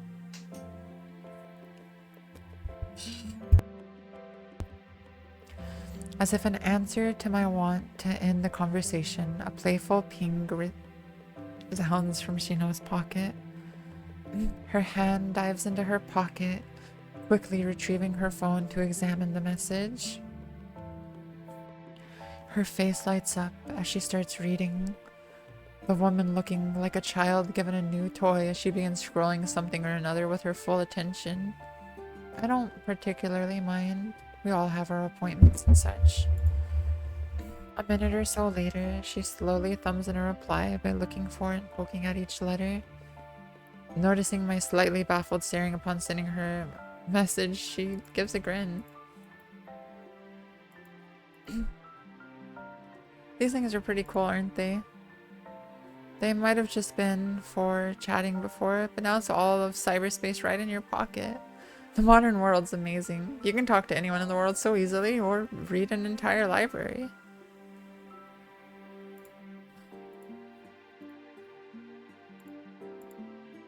What an antiquated way of speaking. I've never heard cyberspace used by anyone. At least not without a thick sense of irony. Without intending to, I let my confusion show on my face. Did I say something wrong? No, not at all. It's just, I thought everyone was used to phones these days. She quickly puts her phone away into her pocket and takes to her feet once more, slightly embarrassed for my picking up on it. Well, how should I put this?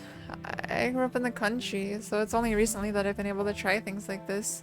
Computers and smartphones are all new to me, really. I suppose being a country bumpkin would explain it, though I thought even the most remote corners of Japan would at least have the cheaper smartphones around by now.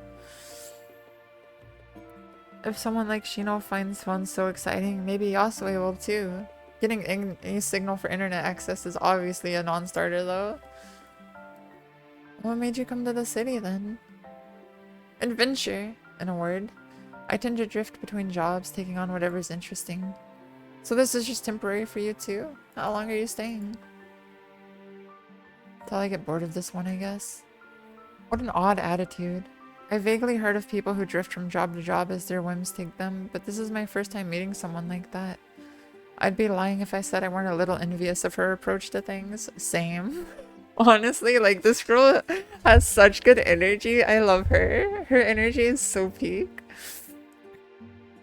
Isn't that hard? Nah, as long as you have the right attitude, life gets a lot easier. You have to dedicate yourself to something along the way, I think. Even if it's something small. I always try to set things right in the world.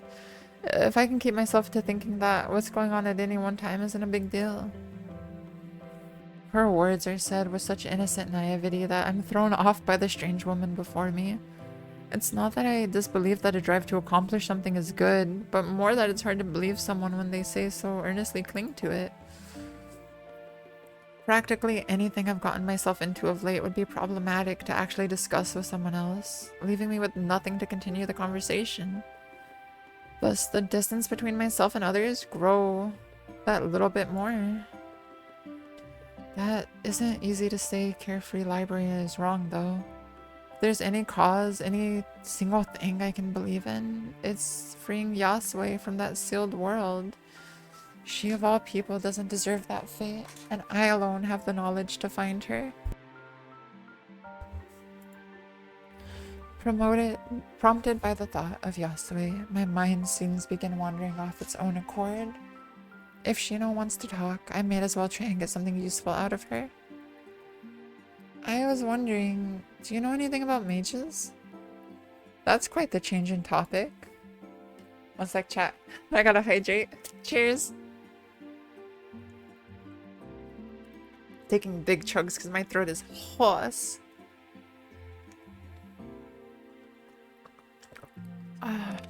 Cheers. I saw a news article about a mage who works as a doctor a few days ago. It just made me curious.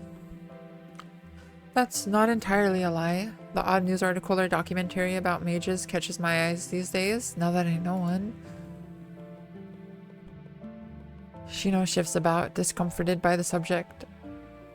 She quickly tries to paper over her reaction upon realizing I've noticed. They're an interesting lot, aren't they? There's so few around that you rarely get to see magic actually being used. It's more that it's weird how people so different could be right beside us. That their experiences are so different, but nobody could tell. Do you think so? So she knows a mage, right? Your average mage isn't much different to a regular person, you know. It's sad how people are so distrustful of magic. I suppose they do keep their heads down here, though. Besides, powerful mages are something else, right? In Europe, they live way more openly and have ancient bloodlines who own whole palaces. What government would try to police you if you could break the laws of nature on a whim? I suppose that's why people get so cautious around mages, though. People fear what's different.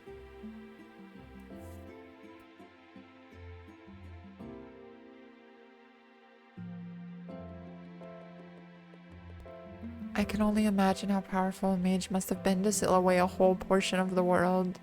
The entirety of Old Sapporo and its people, carved away from reality and lingering for an eternity. How anyone there hasn't gone mad is beyond me. Shino's earnestness is no less viable on this topic than the last. Her angst over people's dislike of mages is quite clear. She hardly seems the type to hide her feelings, earning her some degree of trust, even if I do dislike her noisiness.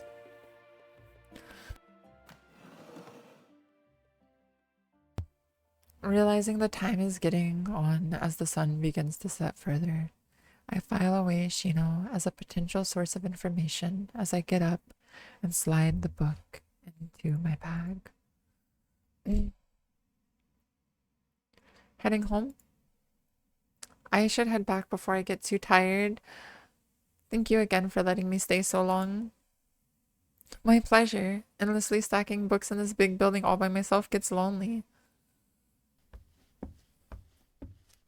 With that, I'd give an appreciative nod before pulling my coat from the seat and slinging it over my shoulders, my bag following before I start shuffling out of the library. Click, click, click, click. It wasn't a lie that I needed to head back before I got too tired, but the reason goes unsaid. Tonight, I'll renew my efforts on studying my other reading material. If I'm to devote myself to some cause or another, then that cause will be something only I can do. My concerns already begin feeling fleeting as I focus on the task ahead. From now, my purpose in life will be freeing Yasue from her gilded cage. Oh my god. Yes! Yes. Act 1, Scene 3. There's more!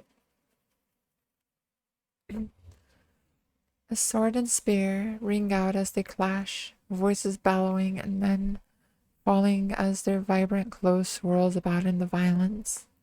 No less vivid are the heartfelt expressions from the deepest fury to a most devastating anguish.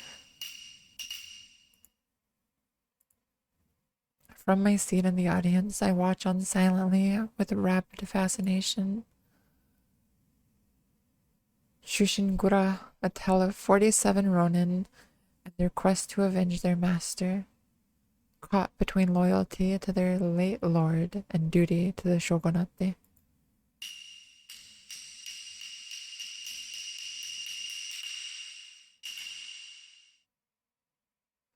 The story reaches its bloody conclusion, the villain cut down and their lord's spirit at peace.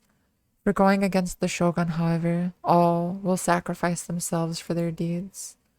It's a stirring performance, the actors' cries and gestures feeling more visceral than any picture on a screen. Like most my age, I'd thought theater a little old-fashioned, obsolete by movies and TV shows. How wrong I was.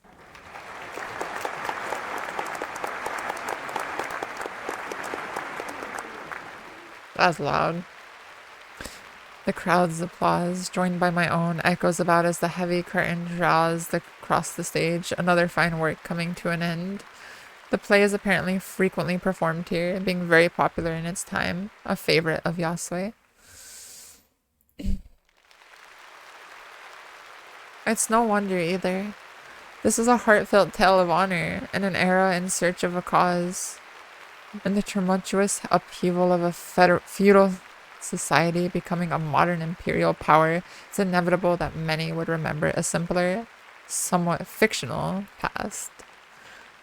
Chushingura even resonates with someone like me. It isn't that honor doesn't exist anymore in my own time, albeit in a different form, but that it's distant, something you only hear about on the news.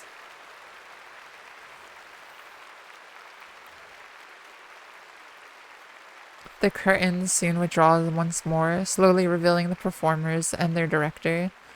Yasui stands at the center of the stage, bowing with so many men flanking her. Some are sturdy, while others are slender, some elegant, and others brutish. All natures and appearances are represented, each given their all in the ground play. Hi. Yet, not one of the actors was human. Another round of applause ensues from the crowd, who are no less delighted by the illusion than the performance itself. Of course, I'm among them. No matter how many times I see it, Yasui's magic still amazes me.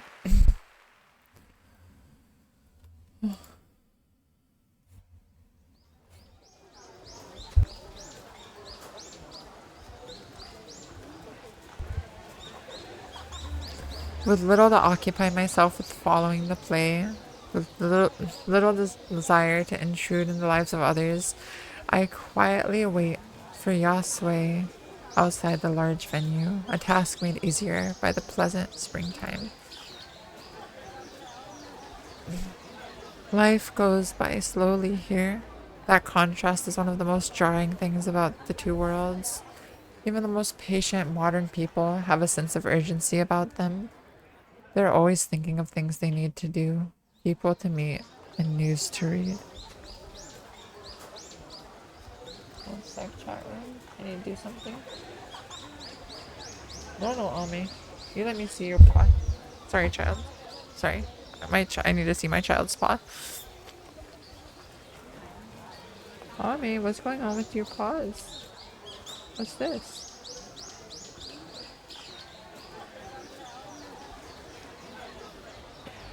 Oh, this is interesting. Are you? Okay, you're okay, you're okay.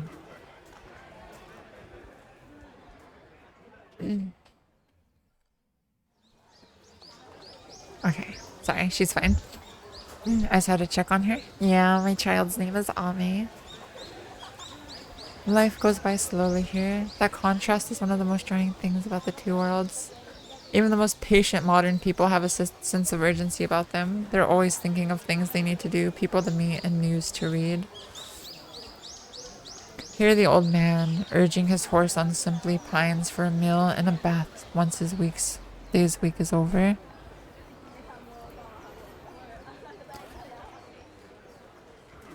One sec, chat room. Come here, baby. Are you gonna let mommy clip your nails really quick? Is this my opportunity? I know I'm- No! No! Child, get back here! It is impossible to clip my child's nails. You gotta get going? Okay, take care, Rari. So I'm like, if I can- even if I'm streaming, if I can use this opportunity to clip them, I'm gonna take it. Come here, baby.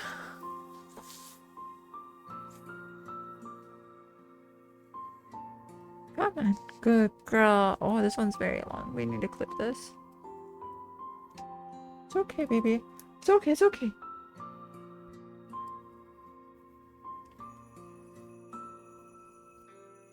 You gotta get going. Talk to you later. Alright.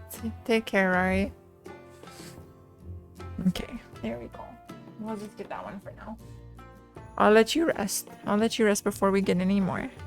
Wait, you gonna let me get one more? Well, let me get one more, baby. Let me get one more. This is important. It's for you. They're very important. Come here, child. Come here. This is for your health and your safety. Let me get one more. Let me get this one. Yeah, come on. Come on, baby. Oh, come on. Okay, I'll get that other one another time. As Yasue finally leaves the venue, I call out to her. The way her shoulders relax a little even when she sees me waiting doesn't go missed. Mom, I don't know. That's how she is the most... She makes such a big deal. Like, I am the most spoiled child. Like, I swear to God. Oh, baby. Aren't you spoiled? Yes, you are. Even though this is for your own good. It's for your own good. Hey, hey, hey, hey.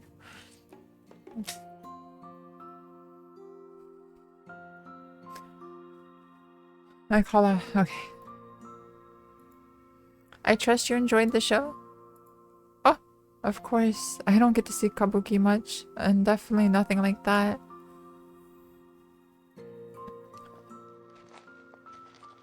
Yasue gives an indulgent smile to the praise, the two of us starting on our own way. It's hard to believe that the road we walk is the same one. I've so often visited downtown, the street layout uncannily familiar. Even as we walk, the odd passerby gives an appreciative bow or word of thanks to Yasue, while only response each time is a humble, almost shy bow. Yasue must be one of those grand mages Shino mentioned, yet she herself never mentioned how powerful she was.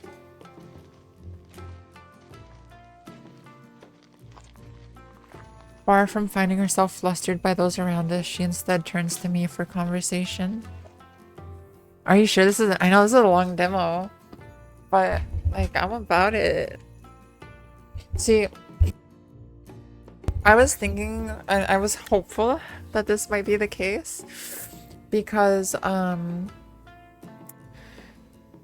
figured it might have, like, the first, like, chapter, essentially. And the first chapter of, like, Please Be Happy took us 4 hours. So, if it was the first, like, chapter, more or less,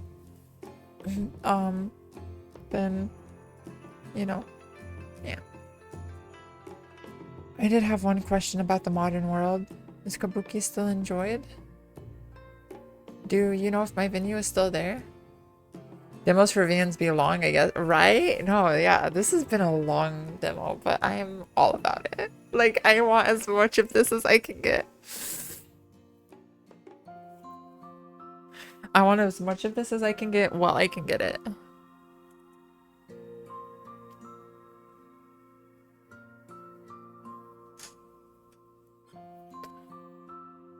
I feel a little pained by her clear hope for a different answer than I can give.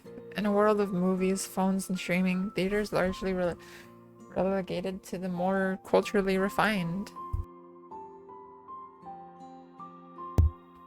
Modernity continued unquestioned. Her theater is little more than a small plaque in the real world, one of many landmarks commuters unknowingly walk by every day. Were it not for Yasui's interest in the topic, I would have not noticed the unremarkable sign myself.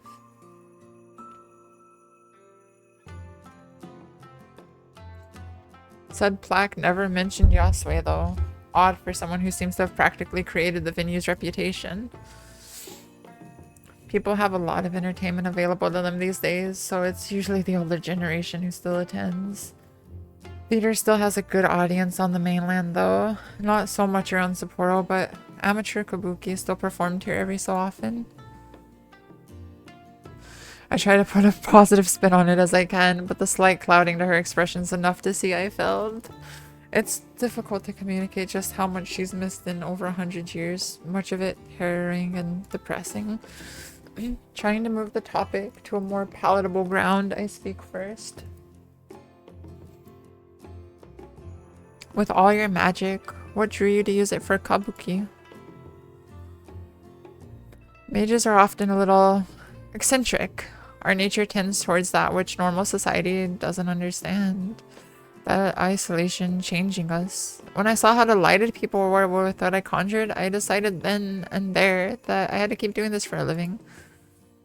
If only my sister had the same desire to remain rooted with common people. She never mentioned she had a sister. Even now, her words more mumbled to herself than directed towards me. There don't exactly seem to be many mages around. I'd never seen one before meeting you. I can only speak for Sapporo, but I'd guess there are only about a few dozen maybe in all the city. It's difficult to know for sure because many hide their powers or live away from common people as hermits. Maybe they don't know their power. Yasui gives a reflexive snort at the idea, the crude amusement at odds with her otherwise calm and collected nature. She soon answers my confused reaction. That would be impossible, as forgetting you could see. No mage could simply forget their sense of magic. I see. Sorry, I really don't know much of anything about this. This is so cute.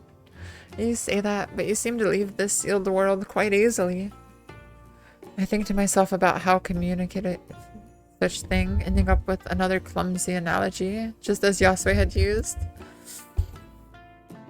If I had to put it one way, it feels like holding a rock. Letting go, returning to my normal world is easy. On the other hand, getting here is like making a rock on the ground float up into my hand. Even though I can do this reliably now, it still feels surreal. Does that make any sense? That makes altogether too much sense, actually. I couldn't have described magic any better myself. With this, she emphasizes her point by conjuring a fan into her hand. Magic doesn't fit the laws of physics. We're denying reality, and so reality works against whatever magic's being used.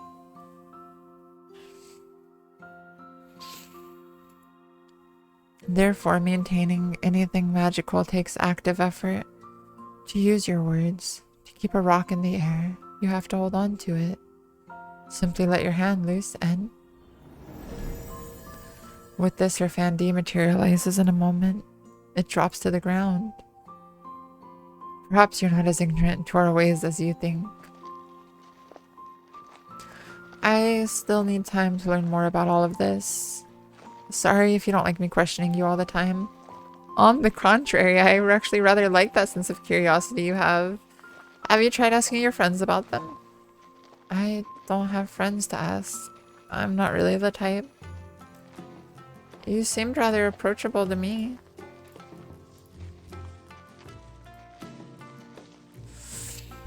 Here I was, worried whoever might arrive in this world would be some aloof old mage grown haughty and arrogant from skill and age. She gives an earnest smile to show her sincerity. Maybe it's only our being forced together by these strange circumstances, but having the company of Yasui is something I'm grateful for. For all she accepts my questioning of her, Yasui never pries into my own affairs.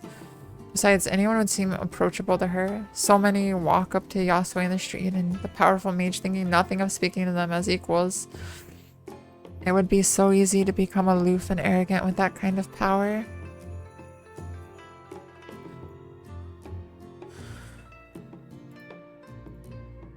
She's so easygoing and has so many skills and interests. In every way, Yasui is a far better person than I am.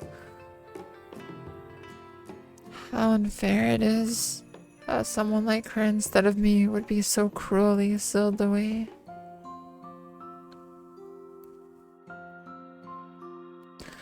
As we turn a corner, Yasui's soft voice speaks again.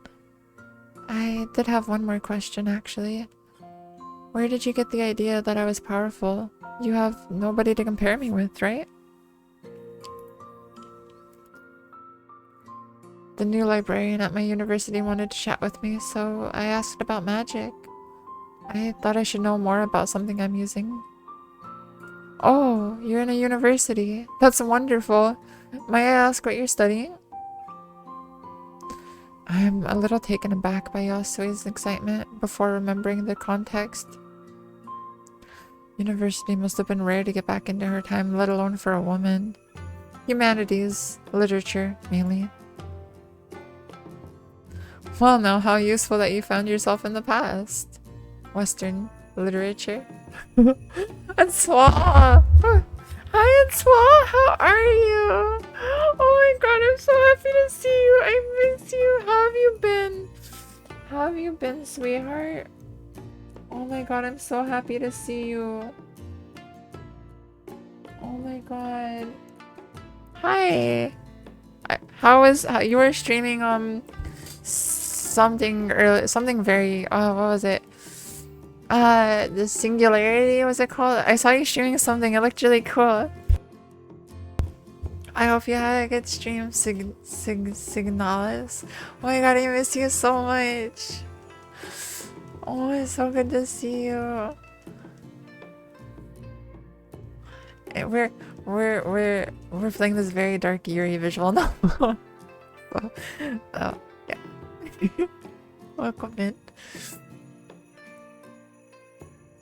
The pace of the conversation comes to a stop. Yasui left with an awkward smile. We almost find a common wavelength so often, only to miss by so little each time. Then again, if it hadn't been for my interest in European literature, I'd never have ordered that book on blood magic. I wouldn't have had the patience to slowly read through the handwritten pages either. My well-thumbed Italian dictionary at hand all the while.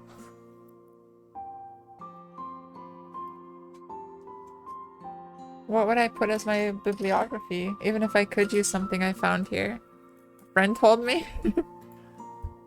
I thought you said you didn't have any friends. Aw, she's so cute! You have a friend. Your friend's just like, you know, in a different world. 100 years in the past, like... But you have a friend. You do have a friend. Huh? That's Swa! Oh my god! Oh my god! Thank you for the Answar! Oh my god, Swa, thank you for the raid! Hi everyone! Oh my god, welcome. Hi. My name is Ira. Hi, welcome in. Atwal is like, I don't know, I love her to death. I stream a lot of random stuff here, but lately we've been focused on a lot of story-focused games and Yuri visual novels. And yeah, we also sometimes stream fighting games, or we stream like RPGs, JRPGs, or MMOs, Genshin. I like Genshin. We stream Genshin. Hi, welcome. And yeah, Atwal is just one of the best people alive, and I love her to death. And so thank you, Atwal, for the raid. I love you. Head pats? Okay. I'll do a full effort head pat for this. Since we got the raid, I'll do a full effort head pat. No nuzzle. Alright, we get a full effort head pat. I get a full effort head pat. Alright. So I got a T-pose for dominance. Got to stretch. Alright. You're getting head pats. Alright, we go over here and then pat the chat. Pat.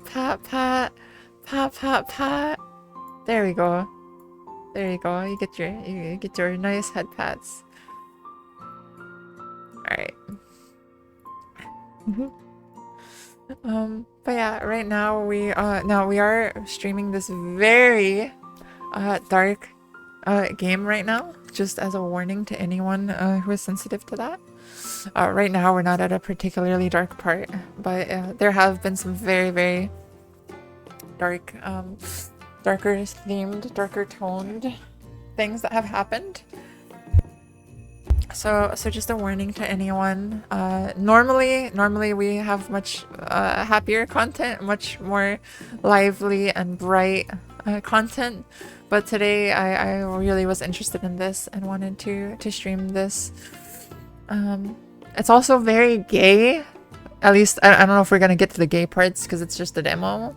But we got to the dark parts and it's just a demo, so maybe we'll see some gay parts. Who knows?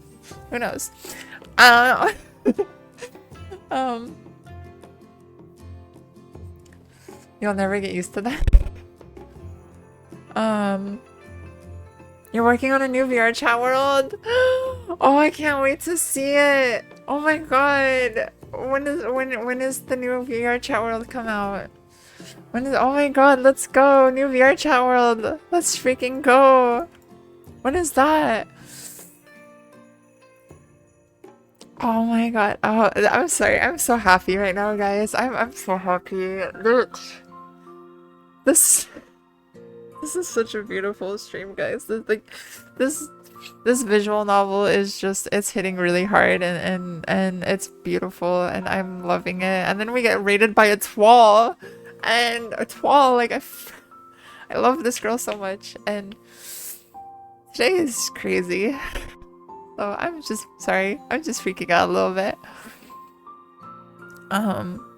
But anyways, yeah, we have a great, wonderful community in the Discord, so feel free to come join us. Okay, let's get back to the game. That was a cheap rhetorical trap, and her teasing face knows. That said, I find myself rolling the idea around in my mind like a sweet.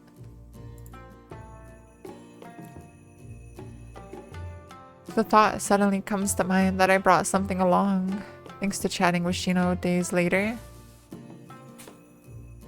My hand dives into my pocket to retrieve my phone, but before I can show it to her, a cheerful red packet slips out and falls to the ground first.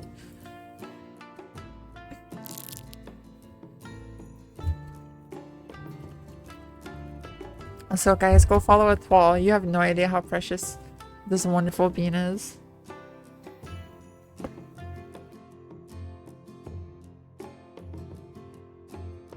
Yasue's curiosity takes control as she quickly stoops down and takes it in her hands. Chaco! Chaco, Chaco. What's this? Oh, I completely forgot about buying that. It's just some chocolate. Yasue hardly hears me, entirely wrapped in the relic of my world as she turns around the packet this way and that.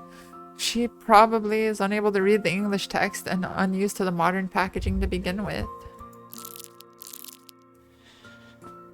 It's a little charming, actually. She is hardly shy about her bewilderment, instead happily playing with the foil edges and trying to make sense of the slogans and marketing. Hi, Twinsel. I hope you're having an amazing day. Good morning, precious. Chocolate. I've heard about this. It's a medicine that's sold in Tokyo. So this has finally made it to Hokkaido then. Chocolate was used as a medicine? Oh, it's not medicine. Just as a food. A sweet, I guess. She's not making a secret of wanting to eat it, very visibly stopping herself from asking. I feel like a mother whose kid is begging at the store. You can have it. They're cheap. I'm a little startled by how quickly she begins to work on the wrapper and how clumsily she rips it apart. It's easy to forget just how ingrained so many everyday things are to a modern person, like the specific ways packets are designed to open. No sooner does she take a mouthful of the chocolate inside that her face lights up in delight. It's so sweet! She continues munching away, raising her free hand to poorly hide her chewing mouth. Oh, the modern world has so many wonderful things. So Yasue has a sweet tooth. I wonder when sugary treats reached Hokkaido. She might have only ever had bean and rice-based confectionery. Sugar would be terribly sweet compared to anything she's had before. As she savors the last few morsels from the packet, I reach in and take the phone from my pocket once more, usually having left it charging when I came in here in the past. You're literally melting. Okay. It's super cute so far, but it's also super, like, not cute. There's so many cute moments. But I'm loving this. I'm so in love with this. I'm in love. I'm in love with this game. I need this game to come out. I'm not ready for this demo to end. Yasue gulps down the last of her chocolate as I bring it up between her puzzled face reflecting off its shiny black screen.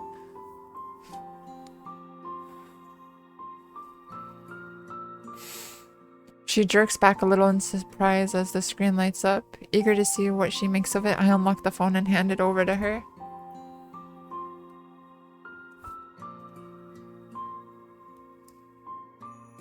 What's this? Oh my god, is that Twitter? A phone? A phone, you say?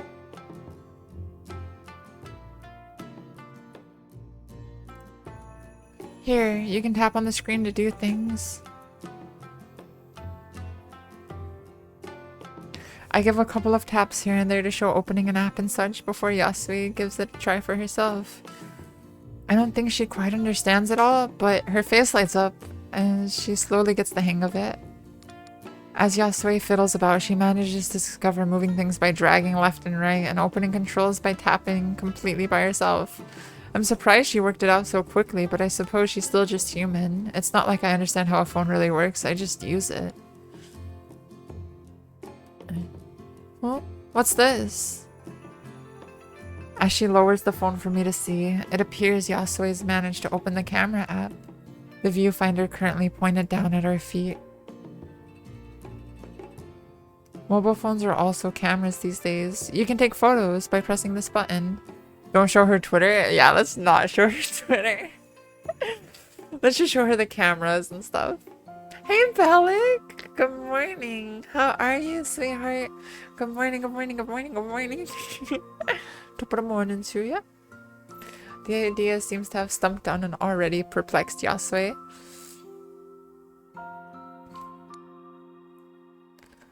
I take the phone back to guide her through how the camera works, changing to the front camera and holding it up to show both of us on screen. It's admittedly a little clumsy. I've never been one for selfies and keep trying to move the phone the wrong way to keep us in the shot. The look of sheer glee on Yasui's face when it all clicks for her though, as seen on the screen before us, makes it all worth it. I can't help but smile at this absurdity of the situation as the two of us crowd into the swaying frame. Oh my god, this is so cute. With some difficulty, I managed to somehow maneuver a finger onto the shutter button. Finally taking the shot with a loud click, bringing the phone down between us, I show Yasui the saved photo, her face leaning in close to take in every detail. Incredible! Everything's so colorful, and we didn't even have to stay still. How did it develop so fast? It's probably a bit complicated to explain, but photos like this don't need to be developed. It's not going on to film.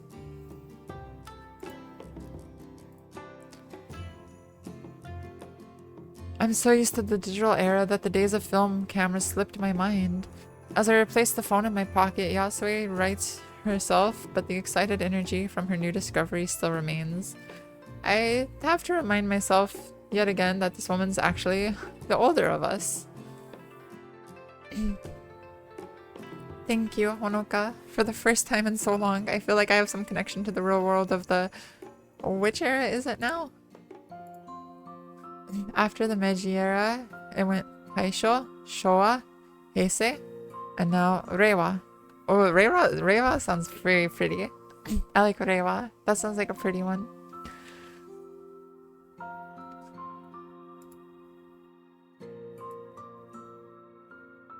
Reiwa, how lovely. It is! It really is. Reiwa, how lovely a name. Those in your era must be living an amazing life. And the food as well. It's so nice.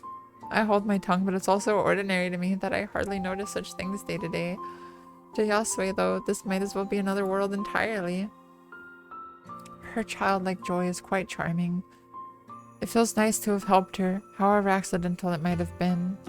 I wonder how long it's been since I have. I'm so wrapped up in my own feelings that it takes a moment to realize Yasui's attention has shifted back to me. A smile suits you.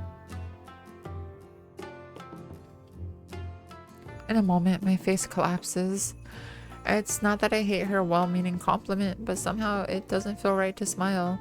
Not after everything that's happened. I don't know how to smile so easily, especially after being sealed away. Wait, Honoka's the one saying this. What does Honoka mean by being sealed away? Like, she wasn't sealed away, right? Yasui was. Oh, I think I'm missing something. I think there's something I missed. Dream is just perfect to fall asleep too. You'll do just that. Alright, sleep sweet, precious. It's been over 100 years now. My age, the people of this world, everything unchanging. I wasn't always like this. The worst of my time here was the period I entertained escape.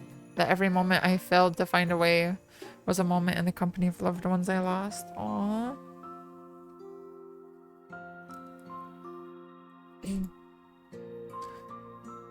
How have you lived for so long, though? You don't look old at all. Why, thank you.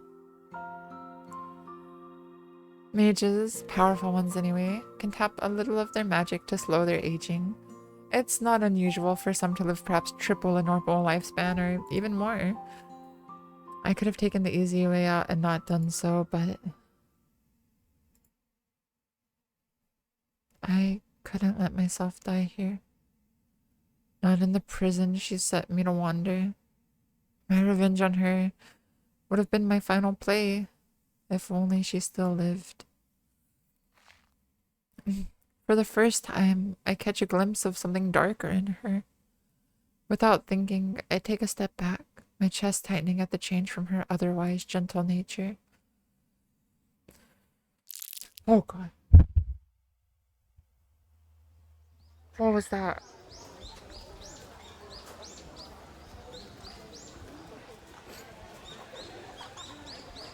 The cheerful red packet crumpling up in her tightening hand. Oh, it's just a... Okay, it's just a...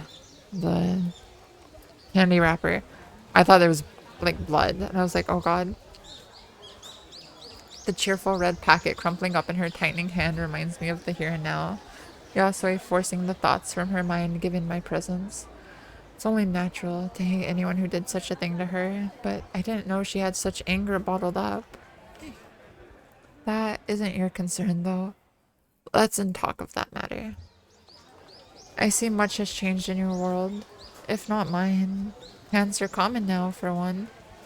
She gives a small smile, trying to distract herself with a lighter topic. I can't help but feel awful, but I humor Yasui for her sake. I wouldn't say it to her now of all times, but this world reminds me a little of a snow globe. A small slice of the world, captured at one point in time, and now everlasting. A world where the company of strangers is all she had. Hi!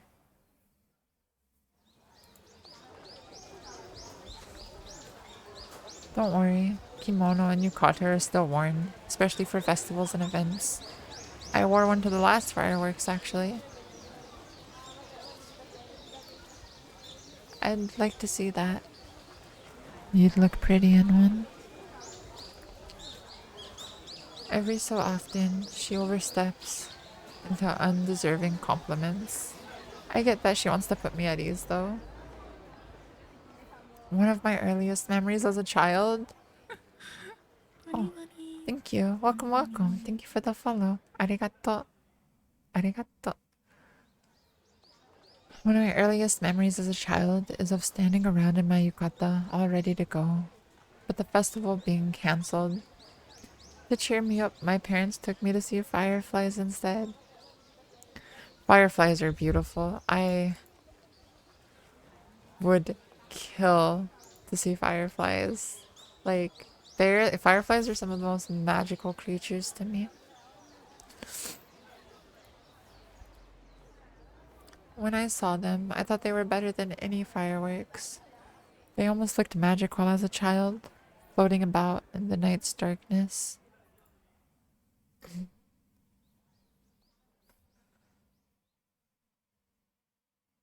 That's sweet. It's been a long time since I saw those. It's been a long time for me as well. Fireflies are hard to find anymore, with increasing pollution and less wilderness. I feel an altogether too familiar pang of regret at mentioning my family, my body going cold at the idea of having to think about this any further. This is the one place I'm free from that feeling. Why did I have to bring them up? Please don't ask anything about them. Yasui, please.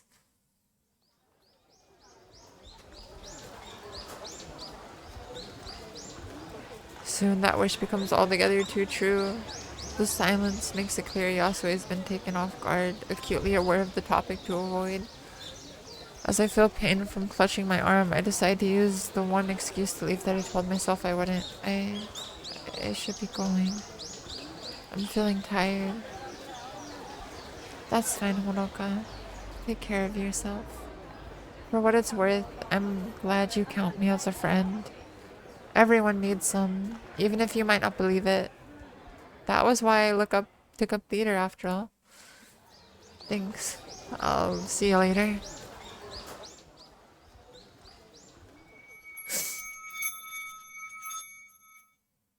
With that, I take a deep breath and close my eyes. Even as the magic begins to take hold, my mind is elsewhere. I can't make the world a better place as Shino is working towards. I'm too selfish and too useless to do something like that. What I can do is help this one person.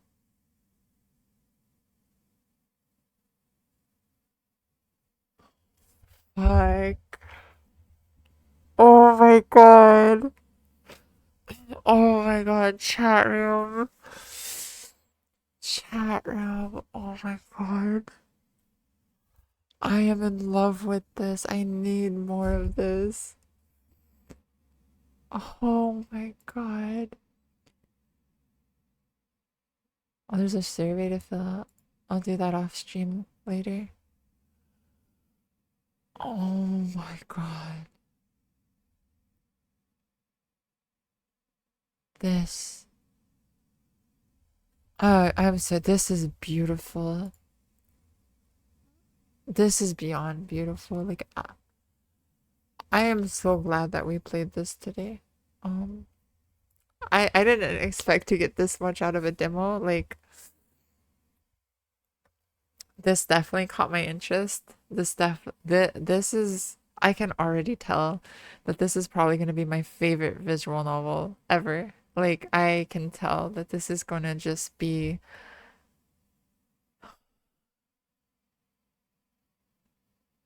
this is gorgeous. This is so gorgeous in so many ways. I love how we get all this light-hearted beauty of these two caring about each other mixed with the, you know, darkness that, you know, too many of us, you know, can understand a lot of the pain that these two are going through, right? This is beautiful. I'm so Oh my god. I'm sorry. This is so I'm stunned by this. I'm so stunned by this.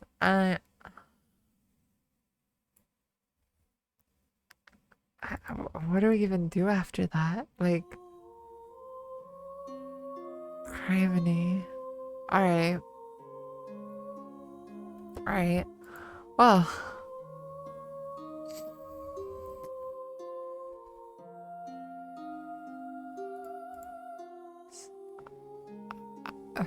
I don't even know what to do after that. Like,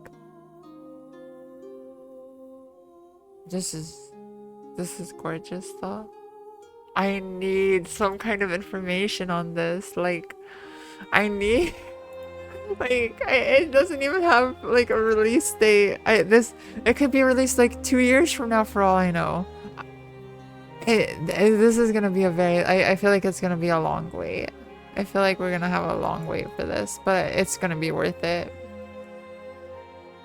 The writing is immaculate. The story is just it's so nice. Okay. It's so nice to see this come out of Studio Alon too. Because Studio Alon every like they have some dark themes in their games to a degree, but they like it's like the lighter side of dark, right? It's not the as heavy. Like they explore some dark topics here and there, but not to a very large degree from what I've seen at least in their games. They they're pretty happy games for the most part. Pretty cheerful with like so, you know, some exceptions, some small exceptions here and there, but this is just I like seeing this. I like everything about it just helps to create this beautiful vibe too, like this beautiful atmosphere. From the writing to the art to the characters, It's all put together so well. It's just, I'm excited. This is like what I've dreamed of in a visual novel, right? This is like peak visual novel right here. This is peak visual novel.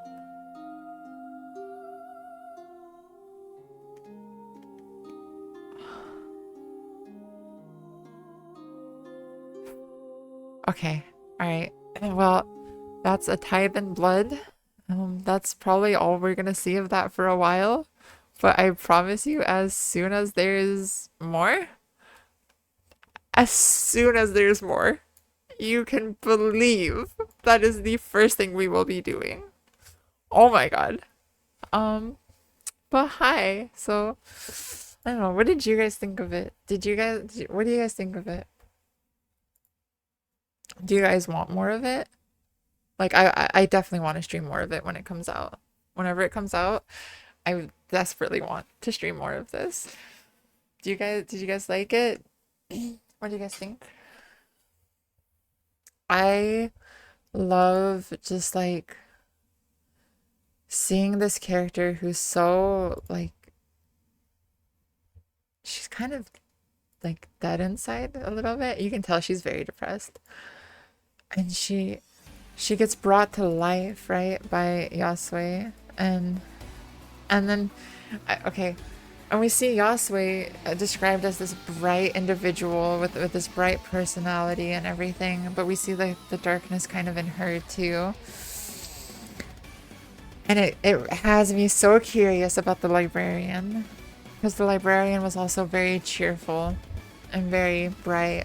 But I feel like everyone in this character is gonna have some kind of weight that they're carrying. And I'm excited to see the librarians. I'm excited to see how she saves Yasue, although part of me feels like it's gonna be a pretty heartbreaking answer. But yeah, I'm in love with this, so I think we'll. My line of business, I deal with so-called bad people on regular. Oh, what is? Sorry, that was a Tales of Jaybreak trailer playing. I was like, what is this person talking? Or let's. We can do this.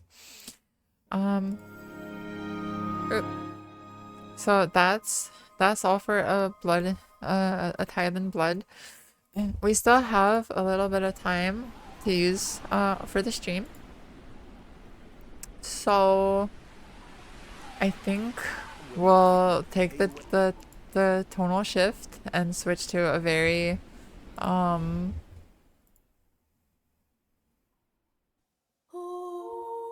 very like happier setting. I think we'll play a little bit of Please Be Happy.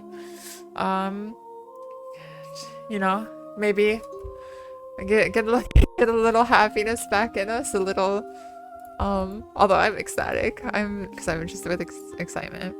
Just in time. Oh, in time for what? Are you excited for Please Be Happy?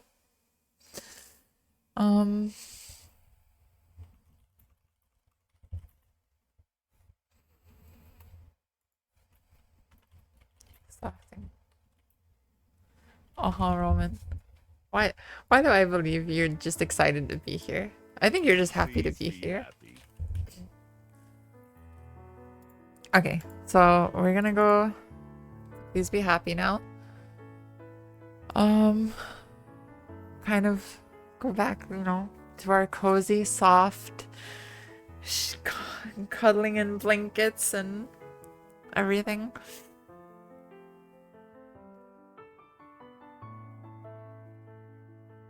Maybe? I don't know.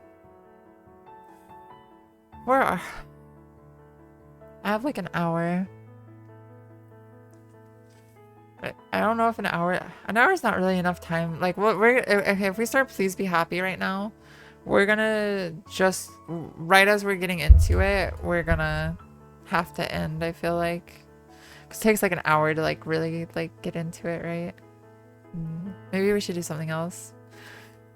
Should we just do like cozy Genshin and then maybe please be happy another day? And where we can like give it its full attention. I think that's the move.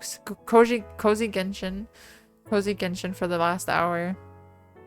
And then we can give please be happy its full attention. Like it deserves. Let's do that. Yeah, let's do that. Let's do that. That's the move. That's the move. That's the move, chat room. I'm calling it. That's the move.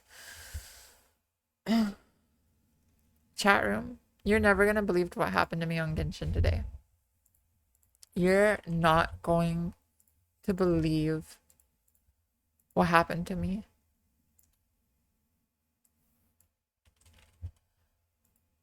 I played my morning Genshin, as I do. I play Genshin in the morning. It's what I do. I get up, I play Genshin.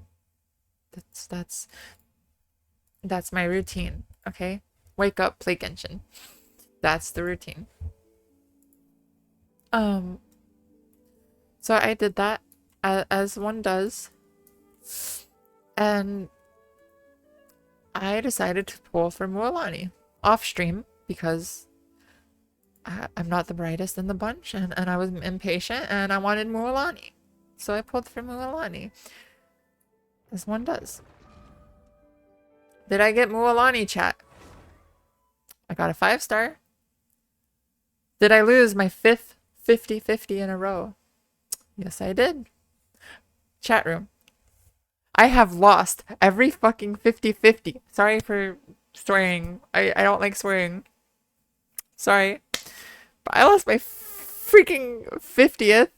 Or sorry, my 5th 50-50 in a row. 5th 50-50 in a row. It is a 50-50. You're supposed to get half of them. I have lost 5 in a row. I have lost every single 50-50 that I have gotten in this game. Every single 50-50 I've lost. I have yet to win a 50-50. Like, I thought the point of a 50-50 was that you had a 50% chance of winning one. But I just keep rolling the other side of the coin. Like, I keep flipping the other side. Like, I can't land on tails. I keep landing on heads and I keep betting on tails. And it's... Chat room. Or like 50% chance of breaking your keyboard.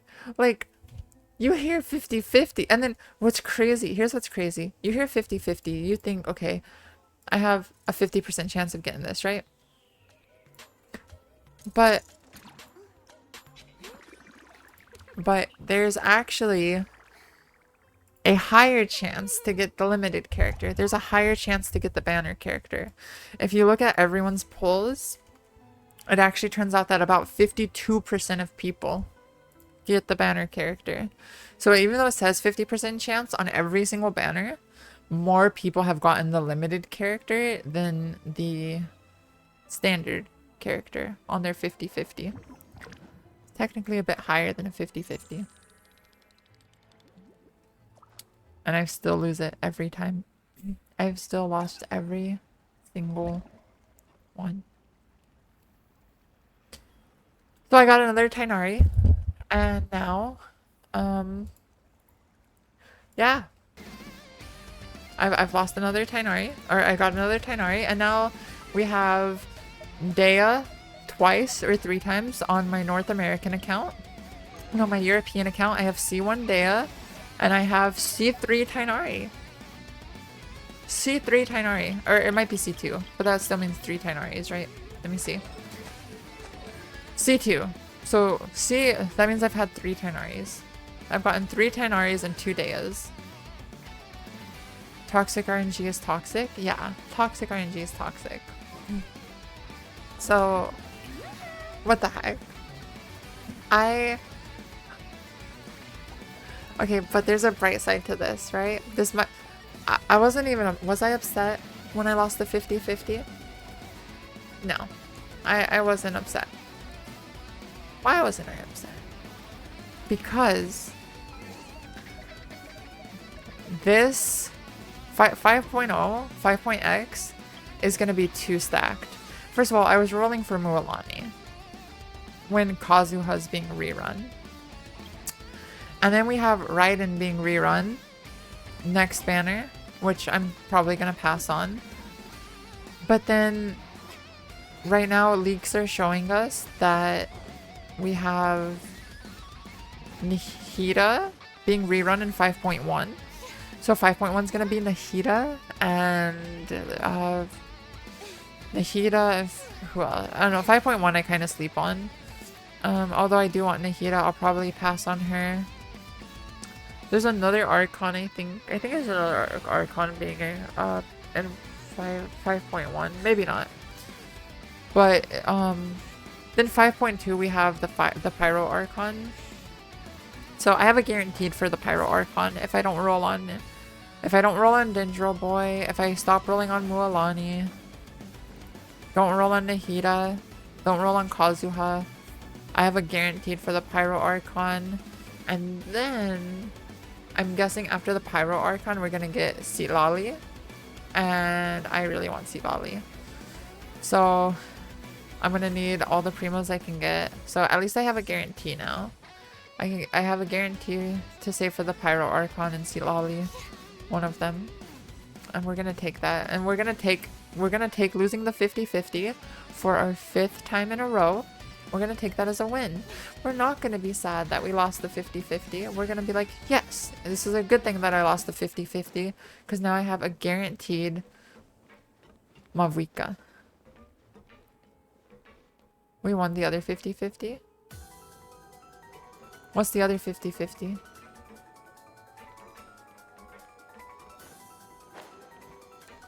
What 50-50 did we win? Oh, because we have a guaranteed of winning, you mean? The one you weren't trying to pull?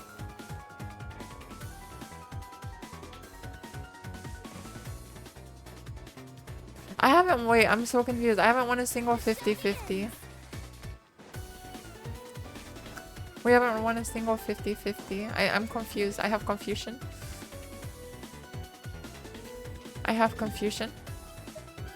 I think you're trying to be witty and I'm just soft-brained and smooth-brained. And I mean, our brain's soft? I don't know how firm our brains. Our brain's pretty firm. I said soft-brained, and at first I was like, well, I hope my brain is soft. But I don't know if brains are soft. They might be. Are they firm? Are brains firm? They're a muscle. They might be firm. I don't know. It's okay, your joke was koala. They are supposed to be firm. Okay, so I'm soft and smooth-brained, okay? I have a soft, smooth brain. It's very nice to sleep on my brain. With enough formaldehyde. Do not talk to me about formaldehyde right now. After we just played a Tithe in Blood. I don't know what to do on Genshin. I want to do stuff in Atlan. Do I still have any graffiti stuff to do? Graffiti. Graffiti, graffiti, graffiti. Go to challenge. Oh wait, let me see if I can craft resin first. I need to craft condensed resin.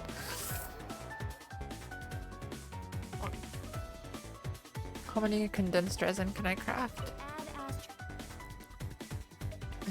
Oh wait, this is not where I craft condensed resin.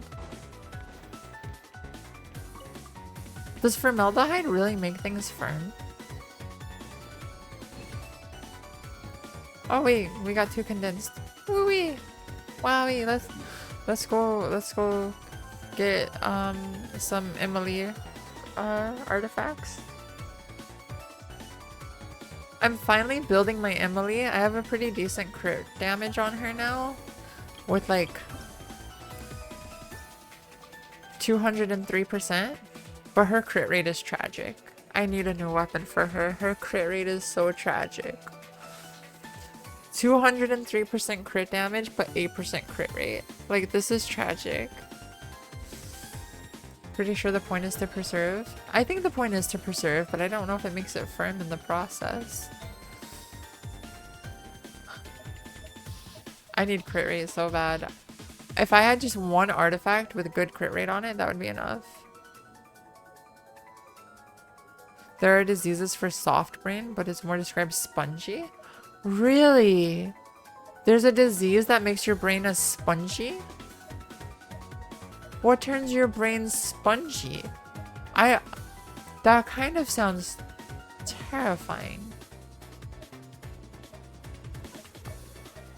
It's a disease that turns your brain spongy? What does a spongy brain do to you? What kind of disease? What kind of disease turns your brain spongy?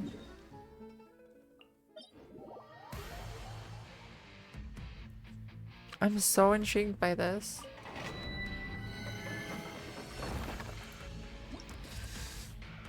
Oh, I should take away the content warning now, shouldn't I? We don't need that anymore.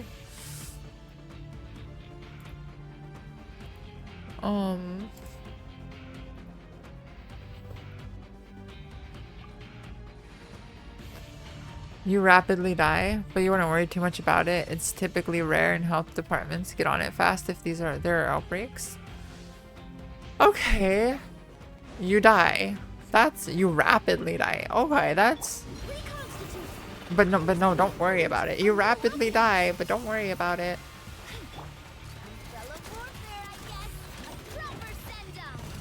Wow. That's crazy. Oh, I'm glad they get on it. I don't want to die from a spongy brain.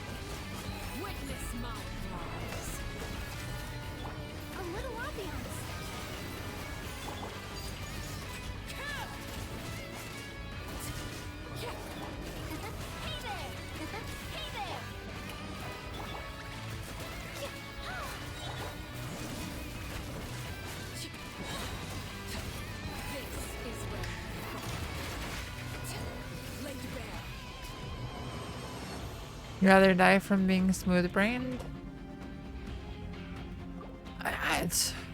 Being smooth-brained doesn't sound like it's gonna lead to some very nice deaths. Why are we talking about dying?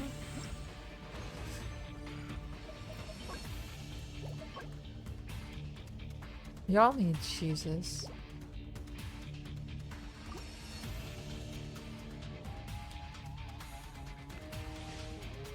Talking about dying from smooth-brained or soft-brained. You need Santa?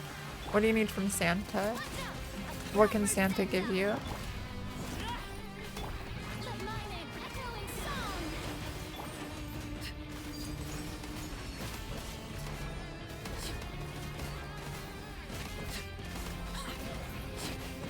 I want to know what Santa's gonna give you. Well, these are taking forever to die this time.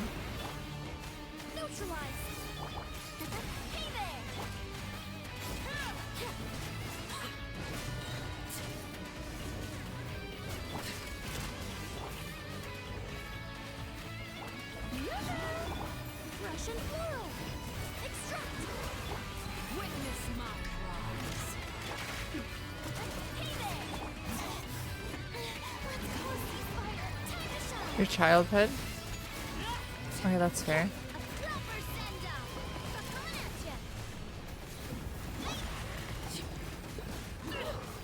Oh shit. Our other Quino's gonna die. Oh shoot, shoot, shoot. Criminy Cricket.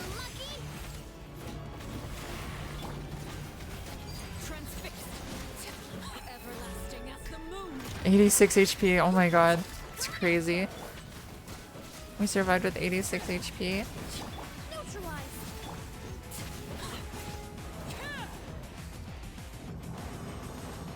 Oh. Clutch, right? I'll take it.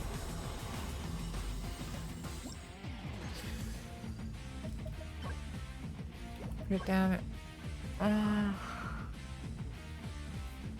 This could be a really good off piece for Rena. lock it. What a vibe shift from what we were just doing. Oh.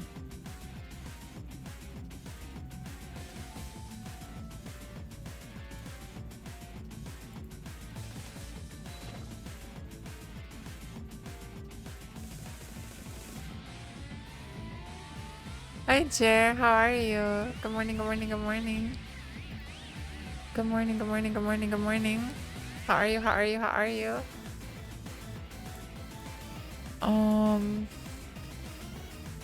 Let me see.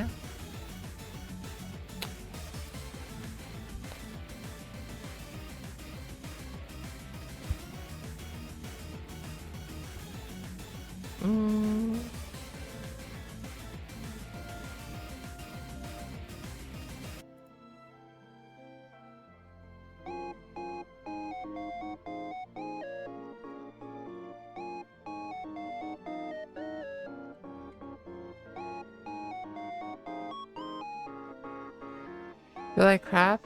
How does severe panic attack? Oh, I'm sorry. I hope you feel better.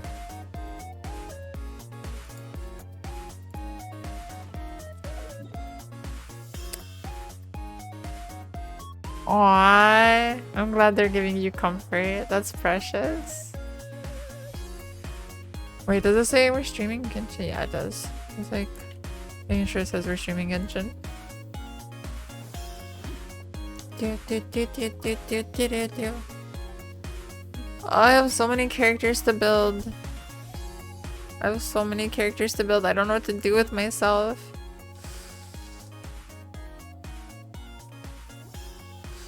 I just got Emily to level 80 this morning. I got her to level 80. I love her, but I need better. I need a better weapon. And so I need crit rate on. I just need one artifact with a good crit rate. Navia. Oh, what's this sword? Sacrificial greatsword. Oh, Sermon Spine's probably better. Yeah. Although this actually is not terrible, but let's see. I have to. Oh my god, my fish on Jincho.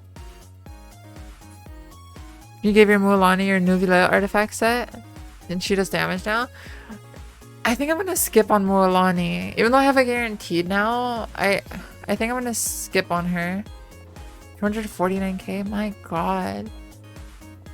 I don't know. I was thinking of skipping on her and waiting for what's her name? Mavika, the Pyro Archon. Mavika. I was thinking of waiting for the Pyro Archon. I was thinking of waiting for Lolly. I want to see how Lolly is. The only reason I really want Mualani, I want her because she's fun in the overworld mostly, and because having a Hydro DPS would be nice.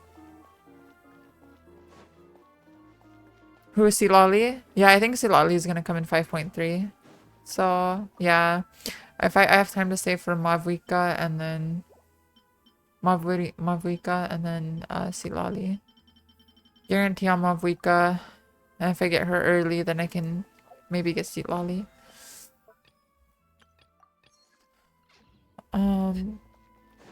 So I think that's like the plan right now, but I don't know. I don't really know personally.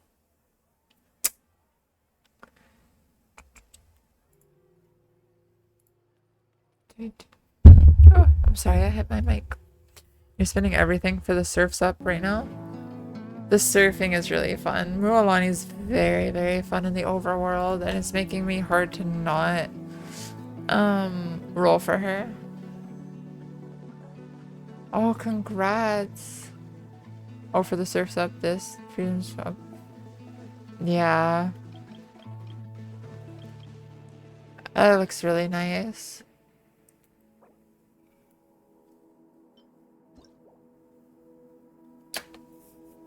Oh, that is a nice catalyst. That is a very nice catalyst. And so cute. That's such a cute little catalyst too. First weapon banner you lost since Nahida. See, you guys have absurd luck. Like, how do you guys have such good luck? Like, what the heck? What is this luck that you guys have? This is not okay.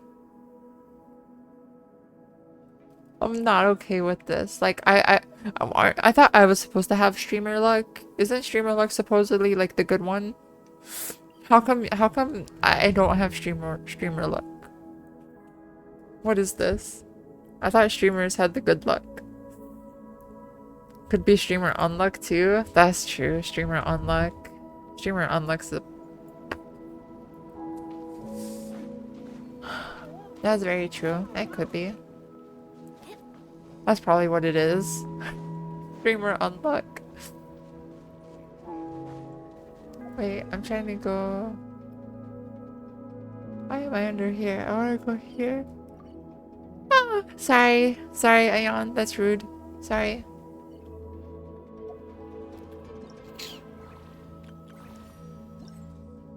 What do we still need from the graffiti? Your friends literally call good pulls cheer luck.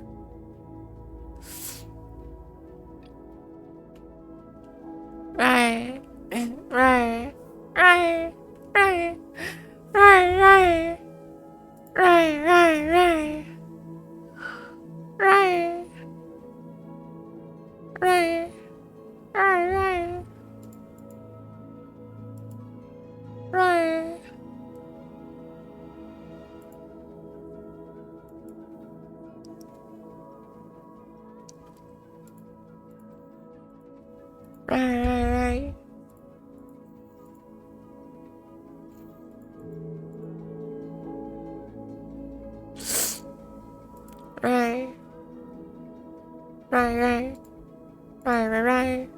Right. Right.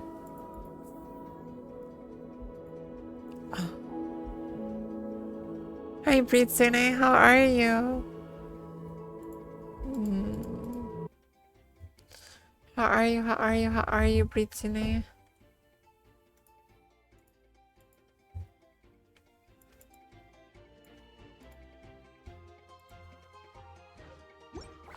Aw, you're so sweet. You're good, you think? Let's go. I am... Oh my god, I'm in heaven right now. We just played the most beautiful visual novel ever. I am in heaven right now. Like, I'm so excited for that game. I need it to come out now. The Small Seducer. Britsune is great at seducing. Can confirm. Especially when the stash comes out.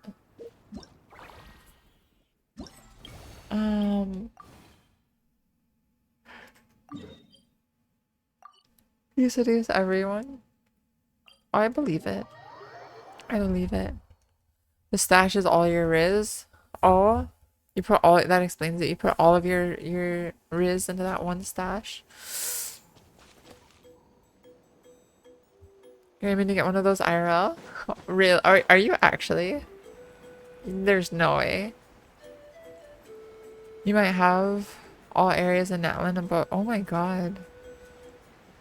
You wanna have a powerful stash? Sorry, it's so rude to yawn. Especially to not cover your mouth. And I just like, ah. Ah. Sorry. I'm very rude. I'm not trying to be, I just am. And I apologize. I will get better. Please do not hate me. When I use a bit of beard, all of it. Automatically curls. We love the curly.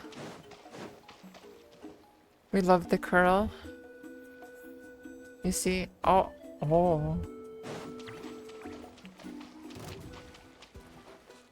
You're still growing yours out? I had mine fully grown out by the time I was 13. Thank you very much. Mine was fully grown out by the time I was 13. So I don't know what you're talking about. Okay? There's no excuse to not have it fully grown out. When you were 20, you already had a grown beard? You're a late bloomer? Okay, that's fair. See, back in my day, my stash was fully grown out by the time I was 13.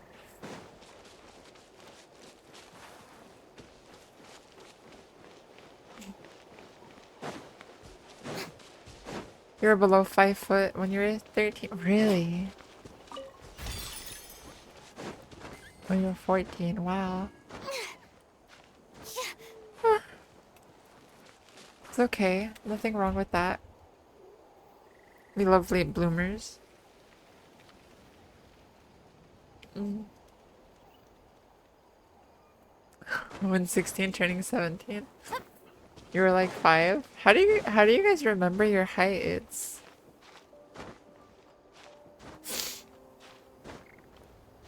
They planted you in the ground and watered you? Oh. I was very, very, very tall, very young. I think when I was 12 years old, I think I was already 6 foot something. But I was at least 6 foot when I was 12 years old. I was the smallest. Like, I would always get made fun of how small I was. Like, people would make fun of me for how short I was, and then and then puberty hit, and it hit like a truck. Puberty hit me like a truck. It like it went. Puberty was like, all right, we're like, I have a new toy, and I am gonna play it to its fullest extent. And I'm like, okay, I'm screwed.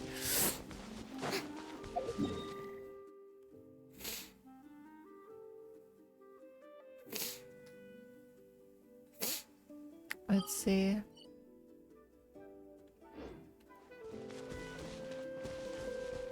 Like, I knew I was in trouble. I knew it, right?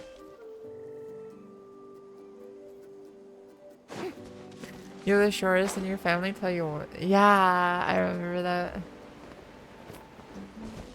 I liked being short because what happened was when I was short, when I was super super super short, um I would play this trampoline game with my family where we would all jump, and at the same time we would like kind of do like a Mario ground pound on the we would do like a Mario ground pound on the trampoline, and whoever was the lightest would go flying. And at the time I was the lightest, so I would just like yeet, like I just got yeeted, you know? And it was great. It was everything I wanted in life and more. And then I lost that. Ah, something with which to commemorate this occasion. Oh. Are people in the Netherlands very, very tall?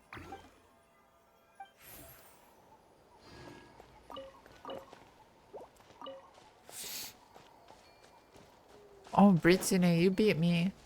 You beat me, Britsune. I am happy to say that you beat me. Actually, I'm quite happy to say that. I do not envy being that tall. Oh my god.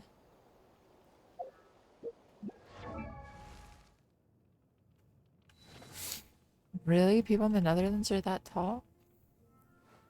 Do you guys like being tall, or do you want to be short? 'Cause I want to be short. I don't like being tall. And everyone tells me I feel short. They're like, yeah, sometimes I forget you're tall. I'm like, how do you forget I'm tall? I'm literally like towering over you. And they're like, no, you just like feel small. I'm like, what does that even mean? You once met a lady in the Netherlands who's both, oh, you like tall girls, okay. Down horrendous, if you will. Oh, I will. Down horrendous for tall girls, I see. Mm-hmm. Noted.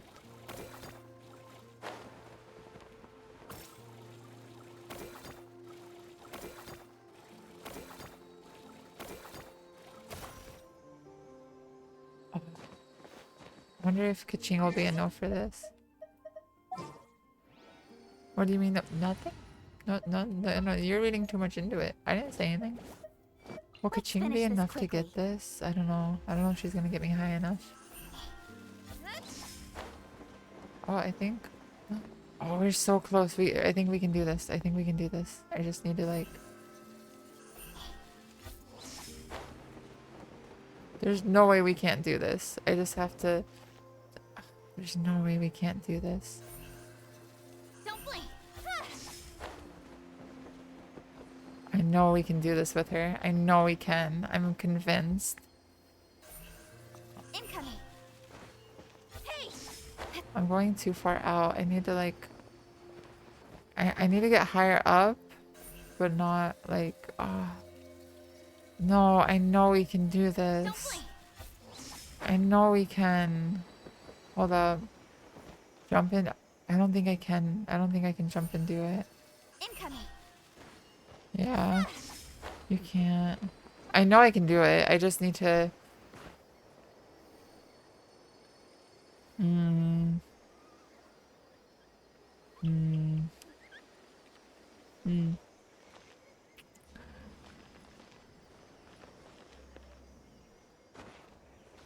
Hold up. I believe. Don't blink. Okay, wait. I have an idea. I have an idea. I have an idea. Okay, hold up. I think I know how to do this. Speed of light. And now I have to turn around. Oh shit. Hold up. I think I know how to do this. I figured it out. Don't blink. Okay, but now I have to turn around and then do it. Hey. Oh no, because it... Crap. I know we could do this though. Like, there's no way we can't. Incoming. What? Okay, what if I go to here? Oh shit, hold up. Wait, I messed up. I messed up. I messed up.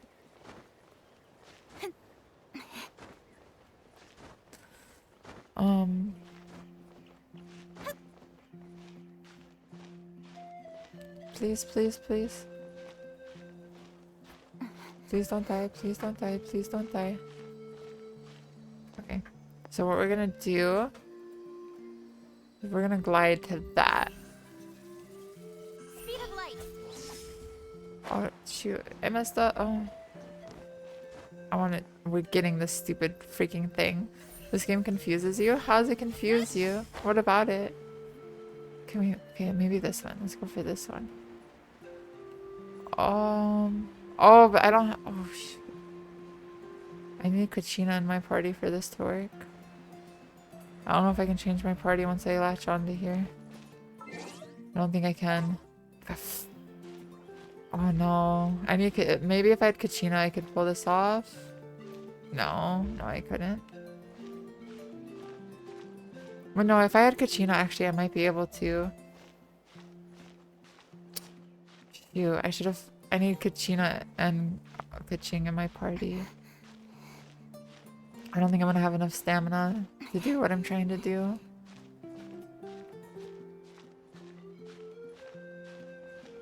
Oh, this is depressing. Can I get a foothold somewhere? This is gonna be kind of... Yeah, there's no way. We're so far below. I need Kachina. With Kachina, we can do it this method, though. With Kachina, we can definitely do this method. Or if there's like a foothold I can get a hold of somewhere in here, we'll be okay. But I want that. I want it now. Or maybe... Okay. No, this isn't enough. Shoot. Yeah, like... Oh, we're still not high enough. Oh. Okay, we're... No! Oh my god! That is not what I wanted to do.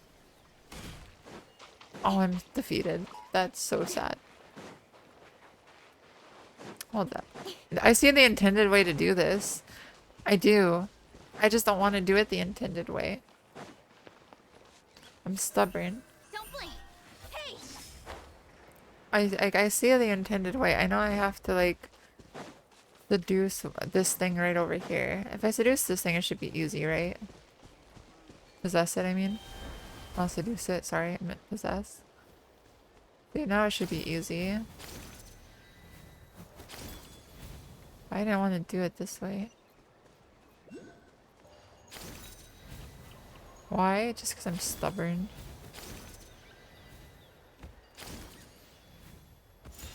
Oh, that was, wow, it just gives it to me at that point. Even though there's like... There's another one. Oh yeah, right down here. I want to get that one.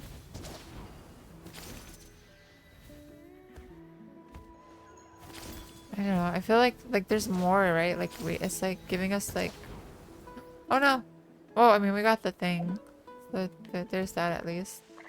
And we don't take fall damage. Let's go. Alright, I think I can get rid of Kaching now. We can put our Kachina back in. We love our Kachina. Kachina, Kachina, Kachina. Kachina, Kachina, Kachina. Kachina, Kachina, Kachina, Kachina, Kachina, Kachina, Kachina, Kachina. Hi, Kachina. Wow! I can join the team? Oh, she's so cute. Love you, Kachina. Click. Woo. I think the thing that we came here for is over here. I don't even remember what we came for. I think it was graffiti. Yeah. I see it. I see it.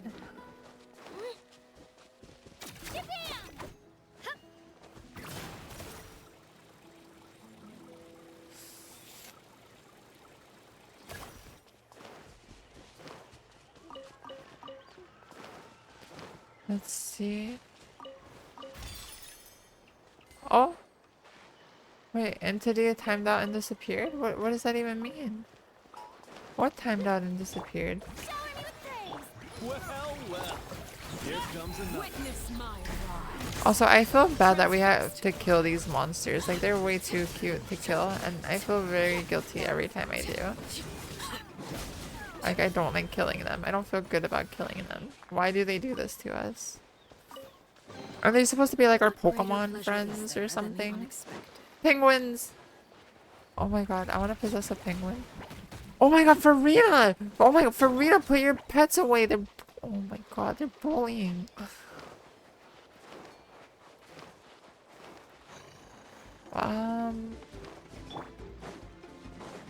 Where's the minigame? It's over here.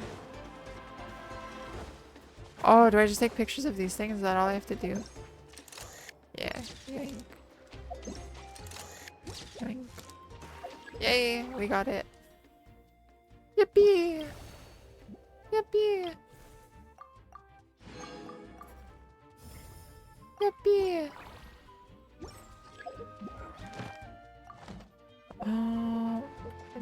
Do I have any like? I want pulls. No. Do.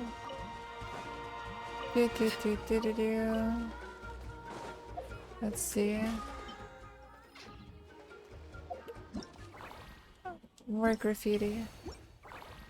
I don't think I have much of this graffiti event to do though. I think we're pretty much done with it actually. Did I get all the primos? Oh yeah, I think we got all the primos from the event. Let's go. We got all the primos. Okay. Well, chat room. Okay. That's my time. I don't have much more time for stream. Unfortunately, but I had a really wonderful day with you guys today. I hope you also had a nice a wonderful time. Today was very magical for me, and I hope it was for you as well. I hope it was a good day, a nice chill day. Maybe you enjoyed our stories earlier, our visual novel we were playing. But I love you guys.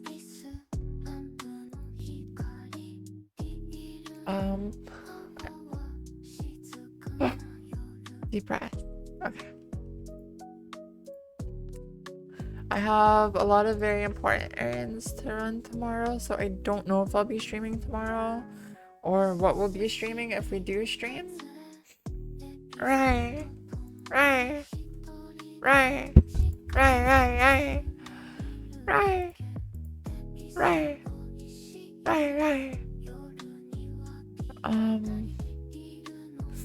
Gonna take a second to find someone to raid though.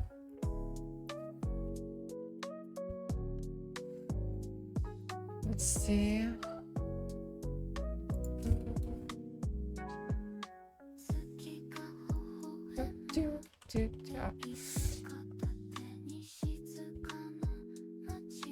Let me see when. Okay, we can do that, maybe. Stretch. Right. Right. Right. Right. Right. Right. Right. Right. Right. Do. Right. What's Indigo Park, I wonder? What is this game?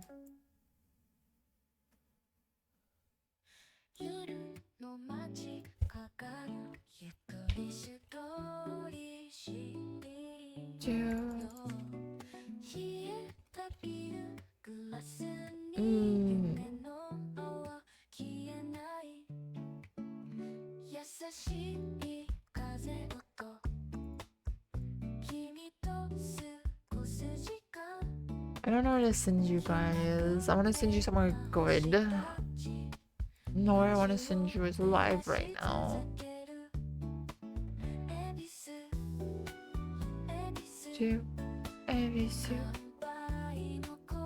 Oh, actually, okay, hold up. I know where I want to send you guys.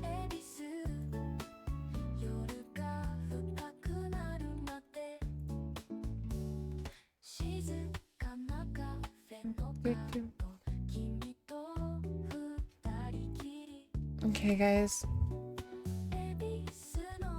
Oh, I need to. Wait, what's our raid message for today? We've been doing Yuri raid lately. We did play a Yuri game, so it kind of works. I don't know. I don't know what to do for a raid message. They're playing Genshin. We were playing Genshin. How about no raid message? Let's just go with that. Sounds good. We have a beautiful Discord. Come and join it, because why not? We have a beautiful community with a beautiful Discord. And you would be more beautiful if you joined it than you already are. So you should come join it. Anyways, bye-bye.